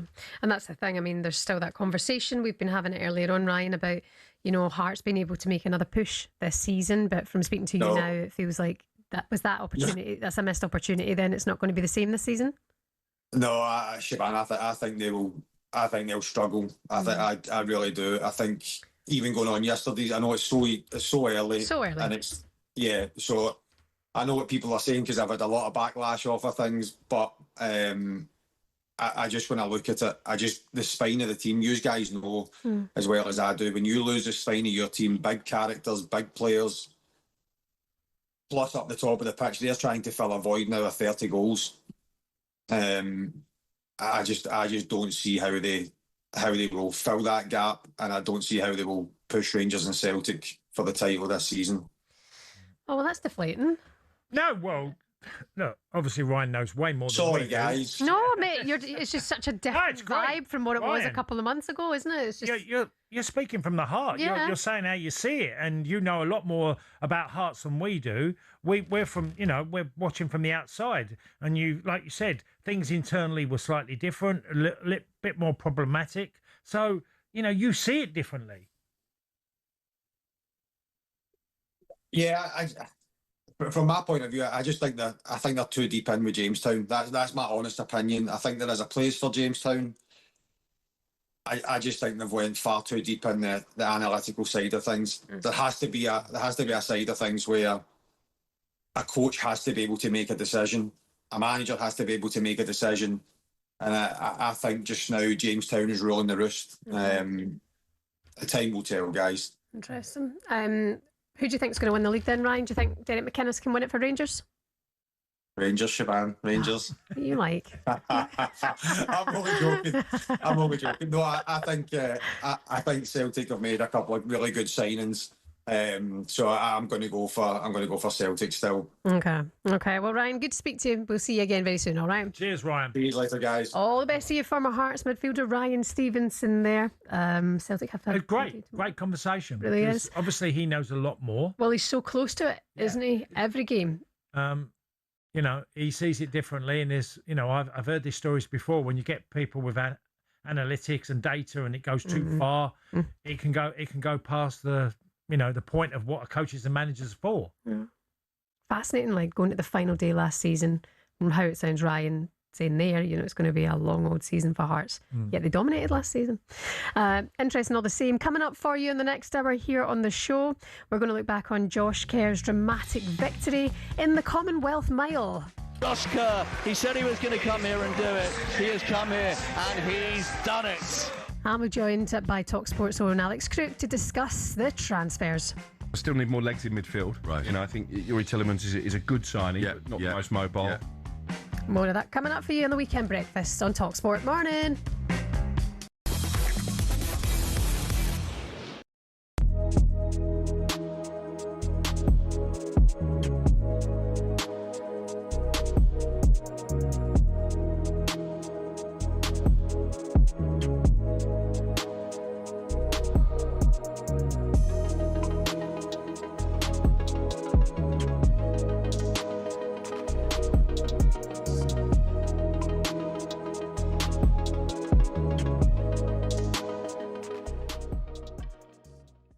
I mean, I wake up every morning now feeling so lucky that Unai Emery's still there. Yeah. Because people laugh about these FSR, whatever they're called, financial fair play rules. They're a joke. Look at Aston Villa, right? Finish in the top 4, win the Europa League, and then your best player, Morgan Rogers, leaves. Why can't Aston Villa keep hold of their best players and then say, we're going to get to spend 150 mil like Chelsea, Man City, Liverpool, Arsenal, and then why can't we go and challenge for the title? These rules, they're there to keep the so-called top 6 there. Yeah. And this season coming, the so-called top 6, they call it, will finish in the top 6, I'm sure. Cricket balls are red, baseballs are white, American footballs are brown, and tennis balls are yellow. We don't even think about it really, but the story behind the tennis ball is actually quite interesting, and even involves Sir David Attenborough. I know. Well, here's the tale. Tennis is widely known to be a French sport. It dates back to the 12th century when people used handmade balls, and it was then called tennis, which is the verb to hold in French. And people used some pretty wacky material to make the balls with: cork, wool, chalk, animal fur, and even human hair. A few centuries on, Germany got dead into the tennis too, but wanted to make a few modifications to the ball to make it a bit more effective. Around this time, an American chemist had just created something called vulcanized rubber. Out of that, people started developing air-filled rubber balls, which were properly bouncy, but either red or grey in colour. These were manufactured in Melton Mowbray. That's right, the home of the pork pie. One problem, the balls kept on breaking on impacts with the racket. The call of new balls please seemingly coming over every other point. Step forward English lawyer and tennis enthusiast John Moyer Heathcote, who suggested balls be covered in flannel to stop them from degrading. And thus the modern-day tennis ball was born. But these were white or black, so how did they become yellow? Well, in 1967, the controller of BBC Two, one Sir David Attenborough, decided the corporation should show Wimbledon on colour TV. He got his wish, and it was wide into people's homes across the country. The only sticking point: the white balls were nearly impossible to see on the screen. So the International Tennis Federation, sensing an opportunity, started developing a new ball that would be visible even without the need for 4K LED displays. Not that anyone had that in the late 60s. After rigorous testing, they came up with the colour Optic Yellow and decided every ball be coated in that colour from there on in. And there you have it. Tennis balls are yellow, all because Sir David Attenborough wanted to watch Wimbledon from the comfort of his own front room. You could say the ITF aced it.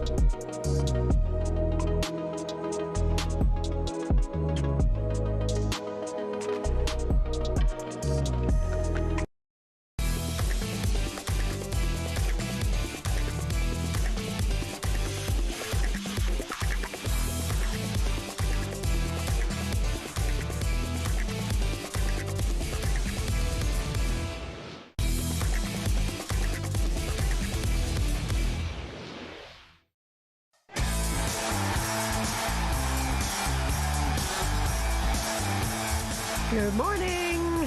How are you this Sunday? It's the Weekend Sports Breakfast here on talkSPORT. It's Shebahn Aherne and former Republic of Ireland striker Tony Cascarino. Good morning. Arsenal are edging closer towards signing Newcastle midfielder Bruno Guimaraes, but how much of an impact can he make? What's really interesting here, though, is the Bruno Guimaraes situation, because we've been being told by sources at Newcastle all summer that he would return for pre-season today. Now we're being told he's not coming back. Our chief football correspondent Alex Crook will give us the latest update on this one later on in the show. We're also asking him about Vinicius Junior as well. Vin or bust is making the back pages today.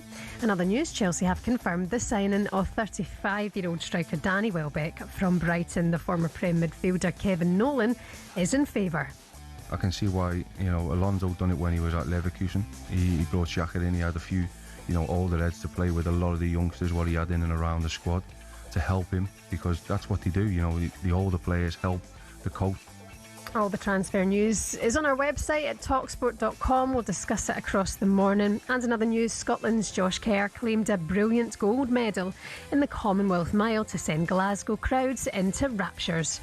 It was a good day in the office. It's been a pretty stressful overall 2 weeks, and it's nice to get those races behind me and them to go the way that I wanted to. I just had to stay present in what I was doing and came out on top, and I'm very happy with that. Good on you, Josh Kerr. A penultimate day at the Commonwealth yesterday. We'll get into all that and look ahead to what's to happen today. You can get involved with the show. We're asking Arsenal fans, can Bruno Guimaraes be the difference to help you win the Champions League? You can have your say on that. 03717 22 3344 or 81089 if you want to send us a text on the Weekend Sports Breakfast here on talkSPORT. You playing golf today? No golf today. You're banned. No, I'm just not playing today. Do you tell Jo, or just say I'm nipping out to do a few things? Do you tell her? Of course I tell her. She might be like, no one cares. It's got me in trouble before, by the way. Right. Not being honest. Wait, oh no, I didn't mean that. I just meant talking about golf to your wife. No, if I went home today and said I'm going golf, I'd probably get okay, fine. Probably delighted to have me out the house, but would she say, I hope you're or good luck, honey? No, I tend to. I don't play golf weekends anyway because I'm always doing the Weekend Sports Breakfast. So during the week, if I'm going to play, I might play Wednesday with some friends. But that's about it. Nice. I'd love to play more. That would be nice, wouldn't it? But I'm not like lucky as you, where you literally every time I speak now, you're going to the golf course. I know, but I've got that range. weird kind of first few month addiction going on.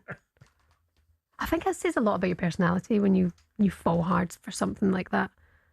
I can't stop thinking about it. Yeah. Jamie's like, what are you thinking about? And I'm like, my backswing. Must get out more. It's the final day of the Commonwealth Games today in Glasgow, and the day features 15 gold medal events before the closing ceremony. Let's look back on yesterday's events and look ahead to the final day with someone who knows all about winning gold. Former Welsh sprinter Ewan Thomas is with us now. Good morning, Ewan. Good to have you on the show. Hi, Ewan. Thank you, guys. Yeah, you fallen in love with golf. I won't say I've fallen in love with Glasgow. I already was in love with this place, but they have done a cracking job. Considering they stepped in, I can honestly say this has been one of the most enjoyable games that I can remember. I've loved it. Oh, it's the people though, isn't it, Ewan? And I saw on your Instagram yesterday you having the crack with the police officers doing that kind of TikTok trend that's going around. I mean, everyone's just so infectious there, I think. They are, and the sport speaks for itself. Once the medals start come rolling in, everybody gets excited. But it's the people of Scotland, the fans who've turned out to all of the events and made it really, really special. And for me, I think what makes the Commonwealth Games that much better than a lot is the backstories. We all see in all different sports, the athletes get the plaudits, and rightly so. But, you've got to think it's the people behind the people, whether it's the school teachers who inspired them, the training partners, the physios, the coaches. There's so many wonderful human interest stories at these Commonwealth Games. You can't help but love it. No. And, Ewan, the big story, I mean, obviously there was a couple of golds for UK in boxing, but the big story is Josh Kerr, isn't it? Yeah, what an athlete. 2 weeks ago to the day yesterday, he broke that world record. I was there to witness that. And in sport, you know yourself, when you're in good form, obviously physically you're ready, but he is mentally on a different level. And the race actually wasn't going his way. I was a bit concerned. With 500 metres to go, he was severely boxed in and he was not in a position to attack, let alone try and win it. But he just back checked, looked behind him, saw there was a space, almost like pulling out on the motorway, indicated, and he went. And literally, when the bell went, he got himself into a great position. And with about sort of 350 metres to go, he just kicked. And no one has got that blistering change of pace like Josh Kerr. I mean, as I said, he's mentally unbeatable. He's physically unstoppable. And the crowd went crazy for it. Is it easier or harder, Ewan, to do that in front of your home crowd? I would say easier. I mean, obviously there's pressure, but you're talking about a guy who is ice cool at the moment. He doesn't feel pressure. He just thrives off that. And in the heats for the qualification, with 100 metres to go, he was actually almost waving to the crowd and beckoning them, say, come on, make the noise, make the noise. And when he stood on that start line, I just thought, no one's going to beat him unless he beats himself. He's in that kind of physical shape. As long as he didn't trip and he was out of trouble, which eventually he was, it was going to take a superhuman effort to beat Josh Kerr last night. Do you think, and it's hard to say this because it's really, really difficult, obviously, beating world records. Do you think he'll go on and set the world record a few times?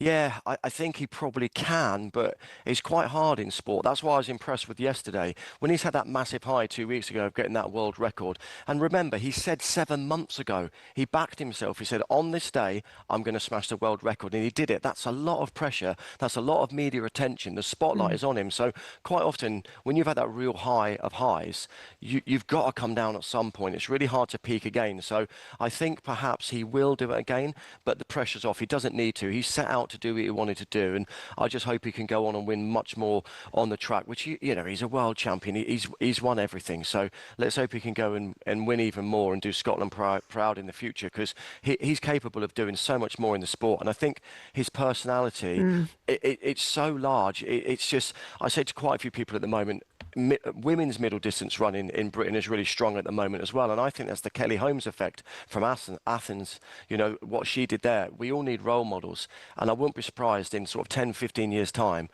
this country is going to produce so many more middle distance runners because they're inspired by the likes of Josh Kerr. That's very well said. I mean, he's still on the headlines today from what he did yesterday, but for you, Ewan, I mean, what's been your standout? Now we're coming into the last games. What's been the games? What's been your standout moment or story?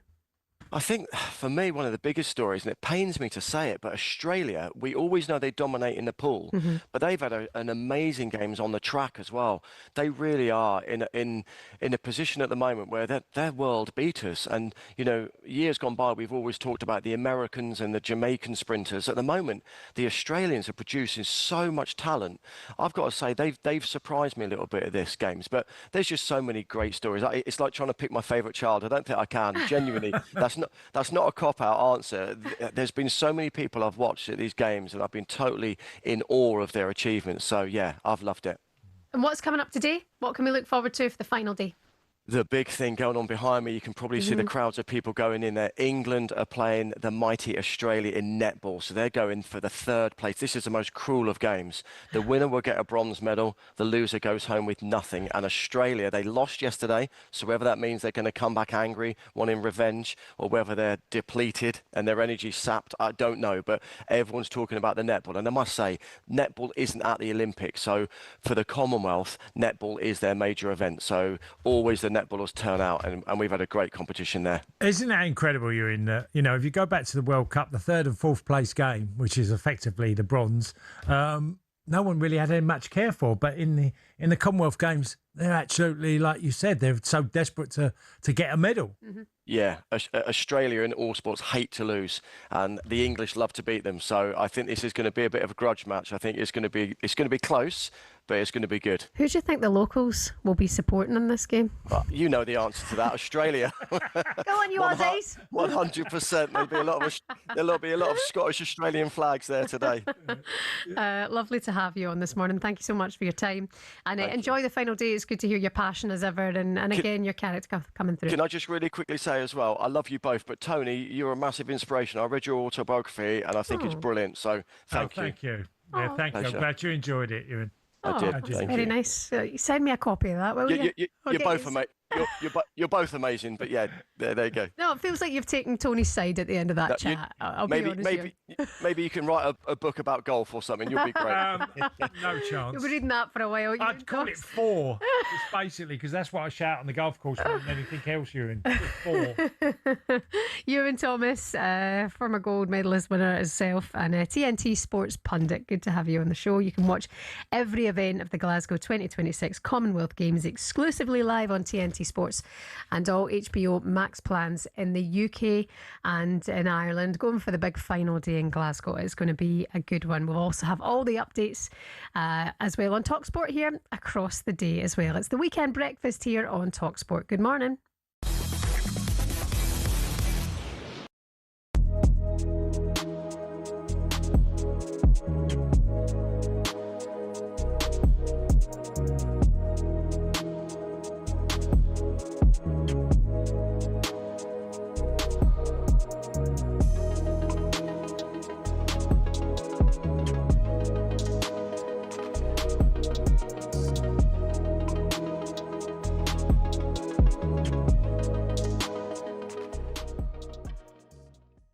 Phoned up and said you got 10 players better than John Stones. I said all time. I didn't say Prem, but let's stick to Prem. All right, let's do this. Go on. Virgil van Dijk, John Terry, Rio Ferdinand, Nemanja Vidic, Vincent Kompany. Yeah, that's 5. All right. Yeah.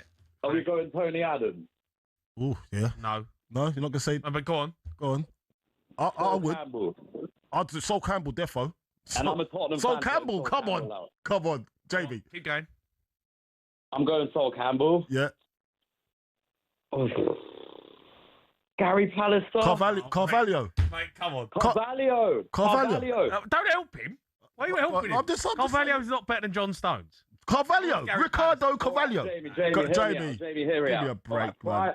On his day, prime for prime, one game for a final, Ledley.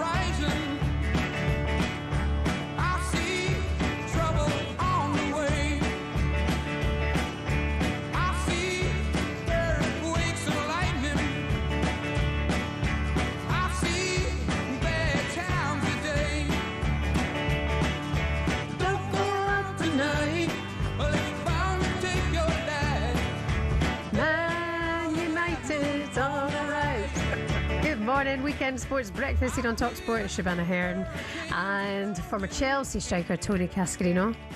I thought this was a summer song, but it's not. It's not anything to do with the summer. According to experts, Sir Alex Ferguson's style hairdryer treatment rant may actually work. Right. Okay, so in a different lay scenarios. of the land now. Yeah. Bosses giving staff a sweary earful may not be a bad thing and can help spur them on. An HR expert has said that these outbursts can make bosses seem more impressive to certain workers. Yeah. So giving them the old leathering, verbal leathering might help. As long as you don't make anything personal, but you just give your general gut feeling about how things are working. I've said this many a time on radio. The biggest rollicking I ever got, and he never swore once, was Don Howe when he was at Chelsea. He literally buried me. But he raised his voice as well. It didn't swear. No, he didn't swear, but he certainly made his feelings quite clear to me. And I got it straight away with Don. And we had some great conversations afterwards. He worked really hard with me. I think he's part of the reason why I ended up at Marseille, because of the amount of training that he said he'll do with me personally, because he told me what he thought. And I didn't like it, but I took it on board. Yeah. And he was right. Yeah. Well, you always say that. He was right. That he was right. Yeah. It's interesting because obviously it doesn't really happen anymore. And if it does, it's like deemed you're the worst person ever. He basically accused me of not being the player I was 2 years earlier, because we played Arsenal. Millwall played Arsenal. And, you know, I say a few years earlier. Millwall played Arsenal, and he said, you and Sheringham really impressed me up against Adams and Keown, or I think it was Adams and Bold at the time. He said, you really had a great battle with them two. He said, they're two really great centre-halves, you know. And he said, I was impressed with the way you and Sheringham. And he just went, where are you now? What's happened to you? Because you don't even look like that player to me anymore. But did hairdryer treatment work on you? Like, did screaming at you work, or did that make you want to laugh? Well, I always respected, whether I didn't like it or not, I always respected someone's opinion on how he saw it. And the only way I could prove differently was by going on the pitch, crossing that white line, and like with fans, you know, you have fans that are angry if you don't play well. If you don't do anything well, there are people that are going to tell you to your face what they think. They might not be right all the time, but if it's happening often enough, they're probably right. Did you ever see that footage of Vincent Kompany when he was at Burnley and he was screaming at the football player in training? Did you ever see that? Well, I've seen a lot of them sort of incidents. It's that fine line. He went ballistic though, right? Well, I'm sure someone went ballistic at him during the course of his career. Exactly. Do you know what I mean? It's not personal to that person.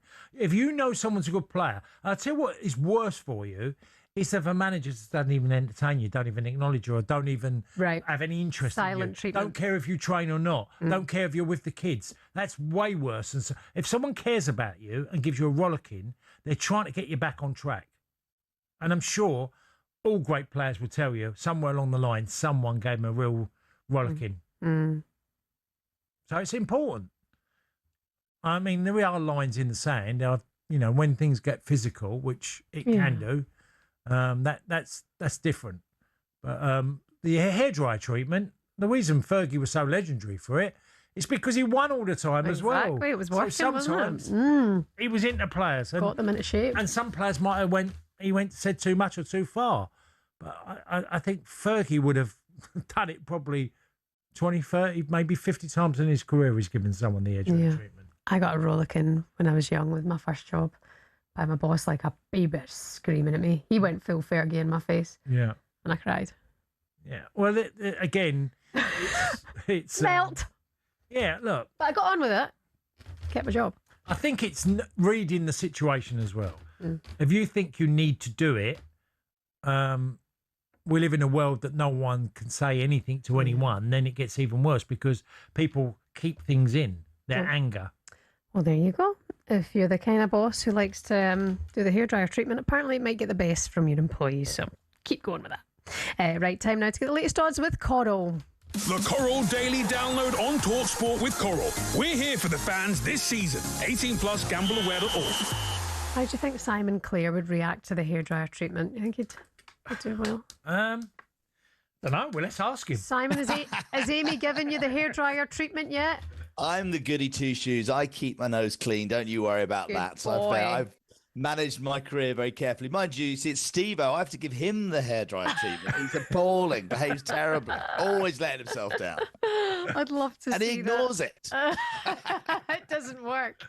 It doesn't work. Good to have you with us, Simon. How are you getting on? How's everything? Yeah, it's good. Listen, we had 5 days at Goodwood, which was amazing. You know, obviously missed Alan Brazil and the talkSPORT team this year. Back on Wednesday. I know, exactly. A week too late for Goodwood, but it'd be great to have him back. It will really, and I think everyone's looking forward to the return of Brazil. But yeah, it was great 5 days. The weather was amazing, which, you know, it's a beautiful place when the sun shines. It can be a tough old place when it rains. But great performances. Lots of favourites won. So actually, that wasn't great for the bookies. Coral didn't make any money, but the punters did, and no one's going to feel sorry for us. But I think the big news actually was yesterday. Jim Crowley, a jockey who started out as a jump jockey, became a top-class flat jockey, became champion flat jockey a few years ago. He announced his retirement. He was a Coral ambassador, and so there was a sort of guard of honour with all the other jockeys, a presentation to him, and he sort of brought the curtain down on a 20-plus year career, and I think it was over 2,000 winners. So he's now going to go off and do some modules and become a racehorse trainer in years to come. Yeah. I got a rollicking yesterday off Dave Stevens because I sort of said there wasn't much of football and the SPL was on. He didn't count Scottish and it's on football. today. So we got Hibernian versus Motherwell, St Johnstone versus Kilmarnock today. Exactly. Listen, everyone's looking forward, obviously, to the return of the Premier League, and I heard Alex Crook on talking about hopefully, a Gumres to Arsenal, maybe even Vinicius Junior is exciting. But Scotland is underway. Rangers drew on Friday night with their opening game. Hearts got beat by Aberdeen, and Celtic play tomorrow. They're the favourites to win the Premier League, 8-13 Celtic, 6-4 Rangers, 12-1 Hearts. We do think it's going to be another shootout between Celtic and Rangers, and maybe we're not expecting Hearts to mount that challenge they did last year. But today, Hibs and Motherwell, I saw during the week, they've both qualified to the third qualifying round of the Europa Conference League, so still in Europe. And Hibs are favourites at 5-4. They finished fifth last season to Motherwell away from home. They're 2-1. They finished fourth, just 4 points ahead of Hibernian. And St Johnstone, the promoted side, are 5-4, hosting Kilmarnock, who are 2-1. They finished third bottom last year. So a couple of games for those keen to have a football interest today. But as you say, probably the big stuff still to come. Although, God, now Scottish listeners are going to be swearing at me and throwing stuff at the road. I wanted to ask you, Simon, I don't know if you've got it in front of you, the odds, but it's the Women's Open, and I think it's been really intriguing. Obviously, there's a lot of players from different parts of the world, and there's Charlie Hull and there's Woad as well that's in there for England and Scotland. Just the latest odds. Have you got them odds for the Women's Open? I have, yeah. It's 9-4. You let me know. Gino Thittikul is 4-1. Hiran Rio 9-2. Esther Henselit 10-1. These are some of the most toughest names to read out. Lottie That's Road why I want you to read them. Really been put on the spot there, Simon. Kawaki is 10-1. Literally, not one Smith or Jones amongst them. Lucy Lee, now that's like 16-1. She and Charlie Hull. Because these are, honestly, Joe, I will admit again, I'm not that close to women's golf. But it looks a thriller. Yeah. Pronouncing the names is tough enough if you're not familiar with them. Yeah, But I've seen it feels like it has gone under the radar, actually. oh my It's just God, like this fantastic. open. Yeah, and it's actually quite intriguing. Obviously, it's being played the same course as the men's at Royal Lytham. Yeah. So, Charlie Hull needs a blinder. If she can go in on the final day and have a push, I mean, it would be incredible. But I think of that first page that you're looking at, there's only one major winner in there. Wow. So, you never know. You never know how it You never know. Good. Well, good to see. There's plenty going on that you're not maybe as close to. So, yeah, the Women's Open, something to tune into this afternoon. Yeah. And just quickly, Shanghai Masters. Yeah, listen, it's in running, I realise, isn't it? And I know that I think Trump has gone 2-1 up. I had it on live on one of my screens. But anyway, yeah. But it's 1-3 Trump. Kieran Wilson, I think, is 9-4. Looks like Trump's marginally ahead, but it's best of 21. Long way to go. I mean, Trump's the world number one. So yes, again, if you're sitting there thinking there's some fancy watch some sport, there's even live snooker. The final of the Shanghai Open's on at the moment. And quick one, actually, racing. I should mention. Coral Race Club. I nearly forgot to put this on the list and then remembered our horse Aspire to Glory runs at Yarmouth today in the 3:38. It's only a 6-runner race. He hasn't won for a while, but he's 11-2 and he's got a top jock, Tom Marquand, on board. So again, 3:38 on the East Coast. Lovely little seaside town, Yarmouth. Maybe Aspire to Glory could get back to winning ways for the Coral Racing Club. We've got a few members going down there to cheer him on. Good luck to you, Simon. Thank you so much. We'll see you next week. Take care, guys. Simon Clare there from Coral. That was a look at the latest odds with Coral. 18 plus at begambleaware.org. And please gamble responsibly. The Coral Daily Download on talkSPORT with Coral. We're here for the fans this season. 18 plus gambleaware.org. Coming up for you next, we'll be chatting to a couple of young superstars making waves in the football media world next. It's the Weekend Sports Breakfast on talkSPORT. Good morning.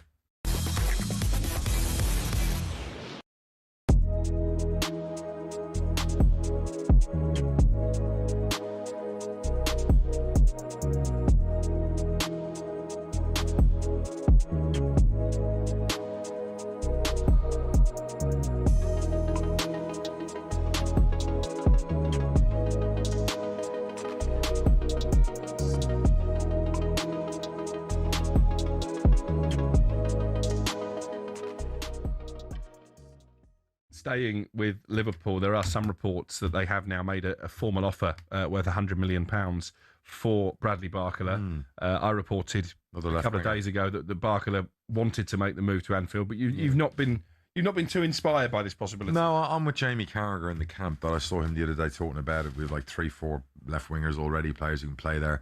We need to fill the void by Salah. Frimpong was meant to help with that, but we know he's got medical injury issues last year and not quite what we like to see out wide right when he did play. We need a right winger. It's concerning. And we're going out and we're getting another pacey player who plays on the left majority of the time. So unless Rio's going to get put on the right, square pegs, round holes, all that kind of thing. I don't know. I don't love it because of the money. If he was 60, 70 million, and I get it, he's not. Yeah. You think, okay, it's a no.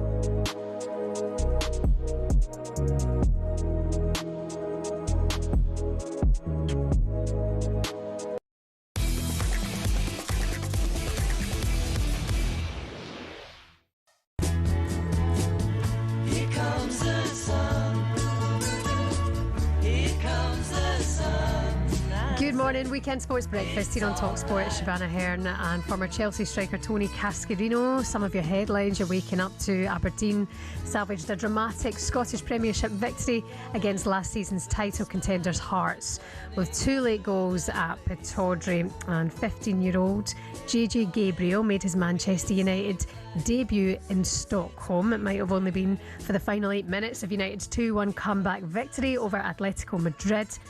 They're winning the league. But it was the first opportunity to see one of the most talked about young players in academy football and how he dealt with the transition to the seniors. JJ Gabriel. Yeah. He's kind of gone quietly under the radar, but if you know him, he is exceptional. Yeah. Exceptional. I'm glad he's going under the radar. Yeah. Because he's way too young to be thinking too much except about playing football. And they'll get an opportunity along the way. Yeah, more on promising youngsters in just a moment, but here's what's coming up for you on talkSPORT today. 9 o'clock this morning, it's the Sunday edition. We've got Sean Custis and Henry Winter with all the back pages and the supplements and everything you need to know. After that, it's the warm-up. Sam Ellard and Perry Groves are here at 11.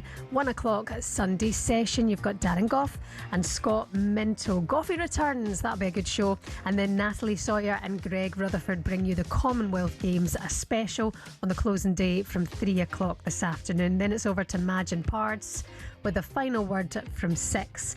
And then the Trans-Euro Express is hosted by Andy Brassel and Daniele Fisichella, all coming up on the Trans-Euro Express tonight. Keep it talkSPORT, download the talkSPORT app and you will not miss a thing. Now we've got two very young, very upcoming guests in the studio with us, already actually doing bits, to be fair to them. Leo and Braden from We Talk Football are in the studio with us. Hi guys. Hi guys. How you doing? Thanks for having us on. Thanks for coming in. I mean, I was just telling Cass there, so you two have a podcast together, We Talk Football, which is doing wonderfully well, but this is the first time you've actually met in real life. Nobody's catfishing, I would take it. This is exactly first time. We've done all the podcasts, over call currently, and then because I live in Belfast and Braden's Manchester, so obviously Ireland and then England, so we've done all of them over call, and then we're finally getting to meet to come on talkSPORT. But you sort of do know each other. If you're doing podcasts together, you get personalities. Yeah. You obviously get on well. If you're having a successful podcast, which you clearly are, you're going to know each other really well. Yeah, we got on quite well. We clash sometimes because he's Liverpool and I'm Man City. Nothing wrong with that. No, I don't know about that. Come on, let's not start. I think he got a shock when he seen me this morning because he's actually taller than me, and Leo's 15 and I'm 17. Right. But yeah, first time meeting. So how did it come about then? How did you get this thing going?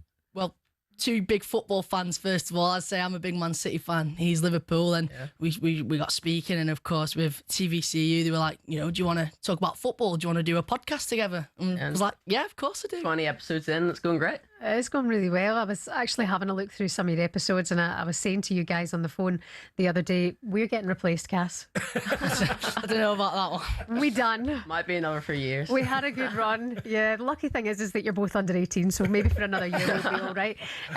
Leo, you're from BR2, the Yes, YouTube that's channel, right. and that's got millions of subscribers as well. Yeah. So you guys were kind of put together to do We Talk Football, and you talk about everything and anything really in terms of Premier League, really? Definitely, and across the World Cup, obviously we're doing episodes quite frequently, talking about certain matches, how players have been doing, and just everything to do with the World Cup. But normally in the Premier League season, we'll play a few games. We have a game like Keep, Bench, Sell. We'll give each other 3 players. We'll have to keep one of them, bench one of them, sell them, and we'll just talk everything football. Right, that sounds crazy. And is it you, Braden? You've met Pep? Yeah, I've met Pep a number of times. Yeah, it's been You're all right. You're mates now. You're pals, well, yeah, I like to think, of course we messaged. No, I'm kidding. Yeah, seen him when I was little. I was 7-10 years ago when he first came, and then we recreated like the famous taxi video. Recently, just as he left, it was brilliant, especially as a big City fan, watching us win everything, of course, and he's like been the face of my childhood, really. Oh, so we've got the clip here now. Actually, we can run it if you're watching on the smart TV or if you're watching on the YouTube channel here at talkSPORT. But here we go. Here's the moment of Braden with Pep. Now we've got you. We're going to win them all. We're going to win all the trophies. Where are we going to put them all? Oh my lord! I don't even know what to say. Oh my God. Where are we going to, boss? We are going to pick up an old friend. 22, 24, 20. Even the weather make a perfect firewall. This is very hot for Manchester. It's very hot there? Yeah. I'm a lucky guy. So, first date, look this weather. Oh my God, 10 years, Pep. How are you? I'm so good. How are you? You grew up, huh? Just a bit. It's been 10 years. It's been a good 10 years. Is it really you? I am. Well done. Is it really you? Yeah, Yes. I am. What do you think it is? A lookalike? Pep Guardiola. Oh, that's baby Braden basically when you were what, 7? Yes. And then you said to him when you were a wee boy, "Oh, you're going to win everything now. We've got you, Pep." And then when he did win everything, he met up with you to say, "Come and see our trophy collection." Like you kind of inspired him in a way. It wasn't a bad prediction, was it? I know. Yeah. Best 2 moments of my life, I've always said. And then the first time I didn't know he was going to be in the taxi. That was the best moment. Yeah. I got in there, he was there. And then recreating it, and obviously knew he was there, and we were just chatting about. It was like a catch up with an old friend, as he said. I'm sure you was really emotional when you heard the news it was going. Yeah, well, I mean, I was gutted. I don't want anyone to leave, especially not Pep. He's been almost my hero. He's like my childhood hero, and we're going to miss him.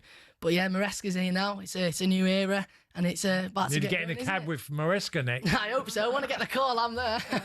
I'll be driving him this time. Yeah, it's not far off that, to be fair. And Leo, yourself, I mean, as the podcast grows and as things develop, I mean, who would be your dream guest to interview? Oh, that'd be a hard one. Yeah, I mean, growing up, Mo Salah, obviously as a Liverpool fan, I think since I started, the first season I started watching football around 2016, 17, he was joining around then. He was at his peak. I watched him over his best years, watched him from the start to the end. So probably be Mo Salah. Well, that's nearly the similar time, isn't it? You're talking 10 years.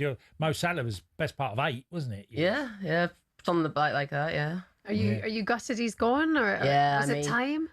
In a way, I think it was time because you can't be at Liverpool forever. In a way, like you got to move out the way for some other young players. Rio and Gamoa. We have Munoz now. I think they'll both be good under the new Liverpool manager, but we'll just have to wait and see. I love the look of this Rio. I mean, we've been speaking about him last season as well. When you get to see him come on, you want to see players like that. I mean, you guys are young guys, and you have to protect these young players, of course. Definitely. Same as Max Diamond, which we've been discussing, and JJ Gabriel from Man United earlier on. But you almost want to see more of them now, and then they're the new role models going forward. Yeah, definitely. I mean, you have to obviously protect them. You can't have them playing. And I think actually Slot did the right way.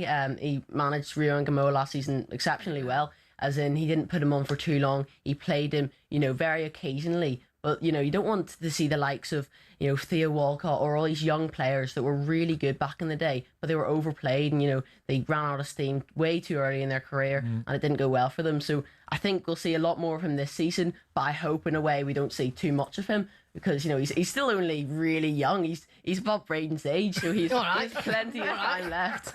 So what about you two guys? What is without running out of steam, are you going to be doing podcasting for the next 2, 5, 10 years or more? Well, hopefully, we hope so. Yeah, talking all things football, and then we'll just see how it goes. Really, we get on quite well. As I say, we have our moments. I'm only kidding. It's a competitive world, isn't it? Podcast. It's like radio's competitive, TV's competitive. Yeah, it's no different in podcasting. No, definitely not. There's a lot of podcasts, such as talkSPORT that we have to compete with every day to try and get people to watch. But yeah, it's been going well. Yeah, no, you are. I mean, I have to say, you're so confident as well. It's nice to speak to youngsters who have already an idea of what it is they want to do, and they're focused and they're doing it, and you're getting yourselves together with that so well. So congratulations on that. What can we expect from the podcast then going forward? Well, it's going to carry on as usual. It's the good news. We're going to keep going. We're going to carry on making it. It's going to start again when the new season starts. We did it across the World Cup. We're going to start again talking, as I say, lots of new managers, lots of new players, new signings. And yeah, we're going to keep it going. And Leo, I mean, in terms of the podcasters now that have such a place, I would say, in sport, right? Because they bring a lot of great content that goes onto major platforms that always gets discussed. But is the plan to kind of get in touch with, say, Liverpool and the press offices? I know you do a little bit with Man City already, Braden, but to have that access to players will only take you in one direction, wouldn't it? I mean, it would be lovely, I know I see the likes of Braden doing all the stuff with Man City. I mean, basically friends with Pep Guardiola at this point. So I'd love to build up something like that, maybe have some sort of relationship with Liverpool because, they are my team and I do love them. Yeah. And what about for yourself personally? Because are you still at school? Yeah, we're both still at school. So you're doing the senior... Yeah, second year of A-levels, about to start. So you're both still at school. So how does this work then, the dynamic of school and making this podcast? Oh, well, I mean, we definitely balance the homework, get all the homework done before the podcasting. Yeah, I mean, we're obviously both focused on our education, so we'll get the homework done and then we'll do the podcast. And the podcasts aren't even that long, so it's only 40 minutes of maybe our afternoon every, once a week. So fair play. You guys speaking highly of school, I couldn't. I was saying, very diplomatic answer, wasn't it? I'll take you can do the talking on that one. Sound like the perfect child. Teachers might be listening. Get my homework done first, eat my vegetables, and then podcast. And do the podcast. I want to ask you guys about Haaland, particularly yourself, Braden, because it felt like at the World Cup, he just captured everyone's hearts, and his social media presence is huge. Don't you know if you saw the picture yesterday, him and Michael Jordan? No, I didn't see that holiday. One. Oh my God, what a picture. I've seen that. He's brilliant, isn't he? Yeah, and how important is that then to be yourself and encourage players, knowing that, because they're all kind of robots a wee bit. Well, he is a bit like a robot on the pitch, isn't he? He's always scoring. I mean, I've been lucky enough to meet him a few times in real life, and one thing I always say is it's like the same, you see him online on his Snapchat when he's having a laugh. When we do stuff at City, he's always dead happy. He's such a happy guy, and he brings everybody else up. I mean, after we won the Carabao Cup, he was on the pitch at the end, and when he went over to his friends in the crowd, but he came back on the pitch and he stopped for a picture with not just myself, but with loads of different people, but dead happy. And so many people asking him, oh, can you do this, can you do that? Just said yes. And then in the training ground, he's always just in a great mood. And it must be, what a person to have, in the training ground and in a team. And he's not a bad player either, is he? He's going to have a massive career after his football career. If he doesn't go down coaching or management in any shape or form, he's going to have a big following. And I think it'd be fantastic for TV, radio, whatever he wanted to do, podcasts. Yeah, no, exactly. Listen, we were discussing earlier on, who do we think is going to have a better season? Enzo Maresca or Andoni Areola? Leo? Ooh. I mean, as a Liverpool fan, you've got to be optimistic. But with the season we've had before, the hopes are that we push on, and third place, second place, I'll be happy with. Obviously, I'd like to see us challenge for the title. Obviously, Man City have a change in management too, so we're going to have to see how that goes. I'm going to be optimistic, and I think they'll be in the title race, but I'm still not sure they're going to win it. I think Man City will do well. Do you not think Man United could finish above you lot this season, Braden? Is that a joke? You're being serious? There's no jokes here. Are you serious? We don't have fun. Seriously, no chance. Come on. I mean, come on. I think Carrick will be gone soon. I don't think he'll last. I think that was a mistake keeping Carrick, to be honest. But in terms of City, it's a new era. I mean, I'm happy with Maresca. When he was appointed, I mean, who else would you get? I'm happy with him. He's got his experience.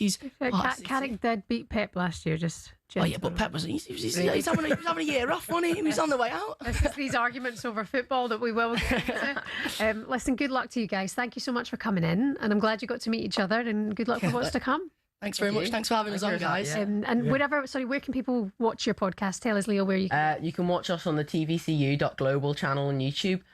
You can watch our clips on TikTok, YouTube, any social media really. And we have a podcast every single week. Our next podcast is on the 21st of August, talking everything about the Premier League season. Wonderful stuff. I haven't even asked that. How did you both meet? Well, today, literally. No, I don't mean today personally. Through TVCU Global Children United. Okay. Yeah. Children United is where they kind of first come together, and you probably said that at the start, didn't you? It's been going well. No, but listen, guys, good luck to you for what's to come, and I'll be following you on social media and probably watching your show for some prep. Thank you. I don't know. Thanks for having us on, guys. Thank you very much. Thank you, Leo and Braden from We Talk Football podcast. Good luck to the guys. You're listening to the Weekend Sports Breakfast on talkSPORT. Coming up next, Alex Crook will be here. They could replace Crook, eh? To be fair, I'm joking. All the latest transfer news on the way for you next.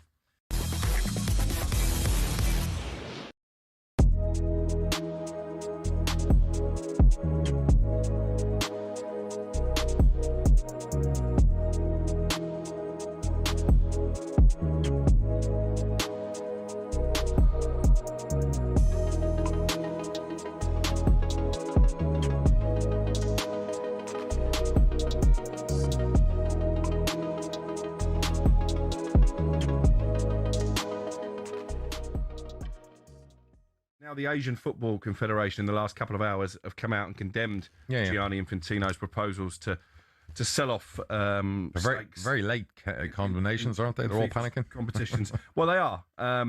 Obviously, UEFA have come out strongest by suggesting they would boycott all FIFA competitions, including the Men's and Women's World Cup, the Club World Cup. There's actually an under-20 Women's World Cup that's due to start in September, so we may find out if they'll go through with that threat very soon. UEFA's 55 member associations held an emergency meeting earlier this week, and as I say, they voted a boycott if FIFA proceeds with plans to sell stakes in its competitions to private investors. There was a statement released by FIFA, I think it was 4 o'clock this morning UK time, so we were all napping. They said nobody is selling football, but they did vow to continue with the controversial proposal to sell stakes in its competition to private investors. FIFA, in their statement, claimed the consultation process had been, quote, disrupted by incorrect media reports. My answer to this is that everyone always screams about FIFA's a bit of a dictatorship, but it's actually a democracy whereby you still have to have all the nations vote for this. True, Alex, right? Yes. So Infantino can't just...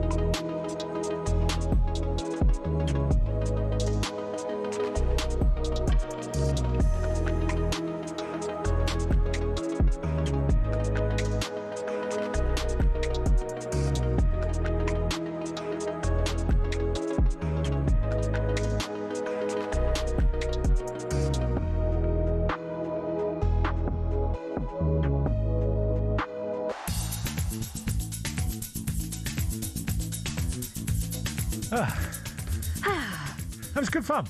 Good lads. Nice Lovely lads. boys.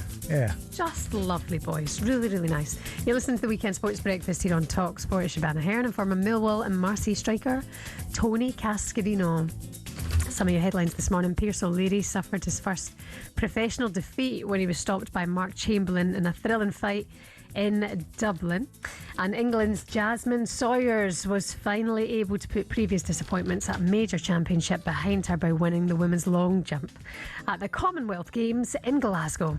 Camera pans to Jasmine Sawyers in the crowd, who puts her head in her hands. She has got the broadest grin you've ever seen in your life. I know that she's been suffering with an eye infection recently, so she's been wearing the sunglasses everywhere she's been. But the sunglasses go up now to reveal the tears that are beginning to roll down the eyes of Jasmine Sawyers. We still await that distance from Ruth Osuro, but we know that Jasmine Sawyers, the City of Stoke athlete, is going to be the Commonwealth Games gold medalist.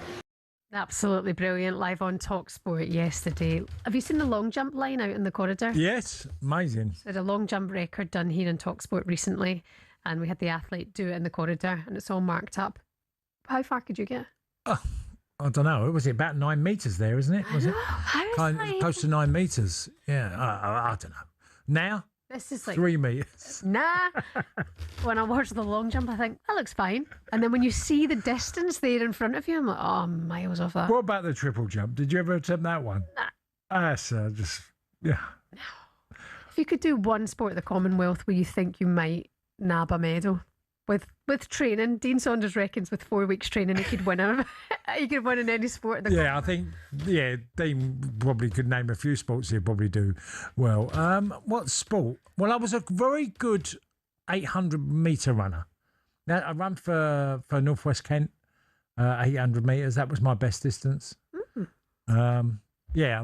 Just long stride and kept it going, but I didn't like going too far. Once you get to the sort of 5Ks and all that, You get a bit bored. No, I'm just bored. I just found it hard. Runs to the pub. Thank you.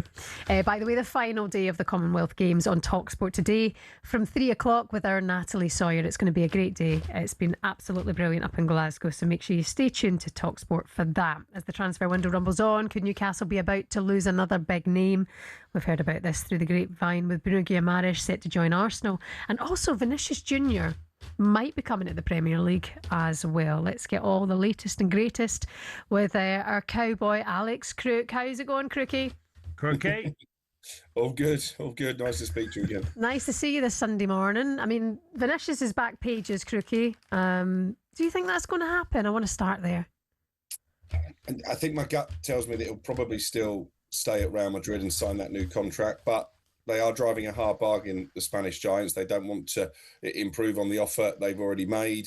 I think clearly Arsenal's interest is genuine. So all options remain on the table, but not many players swap the Bernabeu for a move to the Premier League. I think it'd be a massive call for him, but certainly talks between his advisors, his family and Real Madrid continued into the weekend, and Arsenal just waiting in the wings if they get the nod that Real Madrid might be willing to do business. I'd like you, Crookie. I'm very uncertain on that move, whether it would happen. I do remember, I'm old enough to remember, Dennis Bergkamp at 26 years old, the same as Vinicius Junior, leaving Inter Milan and joining Arsenal. And that was a massive shock at the time. It was, because Serie A was very much the powerhouse league then, wasn't it? And Arsenal weren't the club in Premier League terms they are now. So I think it's a fair comparison. Listen, it shows Arsenal's ambitions. They're even part of the conversation for Vinicius Junior, because if he did sign, it would smash their pay structure. He would eclipse Bukayo Saka as their top earner, and Real Madrid would hold out, I think, for a 6-figure fee as well. What's the latest then in Bruno Guimaraes from Newcastle to Arsenal? Is that getting done? Listen, if I had £1 for every time that I was told this deal is close, I'd be a very rich man. I wouldn't have had to be betting at Glorious Goodwood this week. But I think it will happen. I think the player wants it to happen. Arsenal are keen. I think Newcastle's frustrations mainly are that a lot of this is happening around them via intermediaries as opposed to direct conversations between the two clubs. It'll be interesting to see what happens tomorrow, because that's when Bruno Guimaraes is due to train with Newcastle for the first time on their pre-season training camp in Spain. He was due back on Friday. our understanding from sources close to the player that he asked for an extra couple of days off to try and get this move to Arsenal sorted. So I think the next 24 hours are big. I think if he does go, Newcastle would be looking for a fee of around £80 million. Yeah, Crookie, is there anything developing that that wasn't known about a couple of days ago that maybe could be happening for a certain club in the Premier League? Are you trying to give me an inside scoop there? Yeah, it sounded dubious there. Do you know? No, any rumours? It's got transfers and rumours on the line, and just where are we? Because we know we sort of know that Guimaraes looks pretty much if it's going to happen. But there's a lot of uncertainty, and now we've entered August. Only a few weeks before the season starts. Yeah, and there's still a lot of clubs who need to do business. Manchester United have got a couple of midfielders in, plus a backup goalkeeper in Carl Darlow, but the squad still looks a bit light. I think they will chance their arm when it comes to Lewis Hall, because the left back is a position they're certainly looking into. I was told on Friday the agents of Eduardo Camavinga are actively offering him around to Premier League clubs, including Manchester United and Chelsea, who want a midfielder. So that could be one to keep an eye on. Then you've got the Bradley Barcola situation at Liverpool, the player keen to move, but at the moment Liverpool not willing to pay the asking price, but negotiations surely will continue because they need reinforcements as well. And Roberto De Zerbi promised a bomber, didn't he, at Tottenham, another big signing this summer. So I think it's going to ramp up in the next few weeks. Yeah, for sure. I mean, Manchester United is the interesting one, obviously, from our perspective as well. But Tchouameni's been linked. Lewis Hall, we touched on earlier on. Also, Baleba, you mentioned him as well last week, Crookie. Do you see that being any further forward? Not at the moment. I mean, I think he would still be very near the top of United's list, but we know that Brighton drive a hard bargain when it comes to sales. So I think at the moment they're looking around to see if there's a cheaper option. The other name on that list is Tyler Adams down at Bournemouth, but again, they've made it pretty clear they want to keep not just him, but Alex Scott and Eli Junior Krupi as well. So yeah, there's a lot of midfield names on that list, but a lot of them are difficult to attain. And speaking of big names, what next in the FIFA saga and big Johnny Infantino? I think he's done for, Infantino. It's amazing, isn't it, what a difference a few days can make in football and politics in this case, because a week ago you'd have said that Infantino had the safest job in football. Certainly he felt that way, which is why he came up with this bizarre idea to try and sell off stakes in FIFA competition, seemingly all his own work. I think UEFA deserve an awful lot of credit here. They were the first to really come out and threaten to boycott the World Cup. It's understood all 55 of UEFA's members would opt to oust Infantino in a vote of no confidence. They can trigger that vote, which is 43 members. So I think that's the direction of travel. And then we will find out which candidates are in line to replace Infantino. But it's hard to see how he recovers from this. It seems that way. Okay, Crookie, you doing anything nice today? Cowboy hat coming out for the Sunday? No, it came out yesterday at Goodwood, and it brought me a lot of luck as well. But off for a Sunday roast later. Oh, nice. Well, we'll see you next week. You're back 10 o'clock tomorrow, right? Cheers, Crookie. All the best. See you then. All the best. Alex Crook, our transfers expert and presenter, back with you next week from 10 o'clock here on talkSPORT. You have yourself a good day. Yeah, and you, Shebahn, you're definitely going to go to the driving range. Yeah, I'm going to have to try and squeeze it in because I am terrible. Work needs to be done. It was lovely to have you with us today. Big day coming up here on talkSPORT. Sunday edition on the way very, very soon. And then, of course, keep with us at 3 o'clock this afternoon because it's the final day of the Commonwealth Games up in Bonnie, Scotland and Glasgow. It's been going good. Let's hope it's a great end to the Commonwealth today here on talkSPORT. But as I say, Sunday edition on the way next. Enjoy your day. Bye-bye.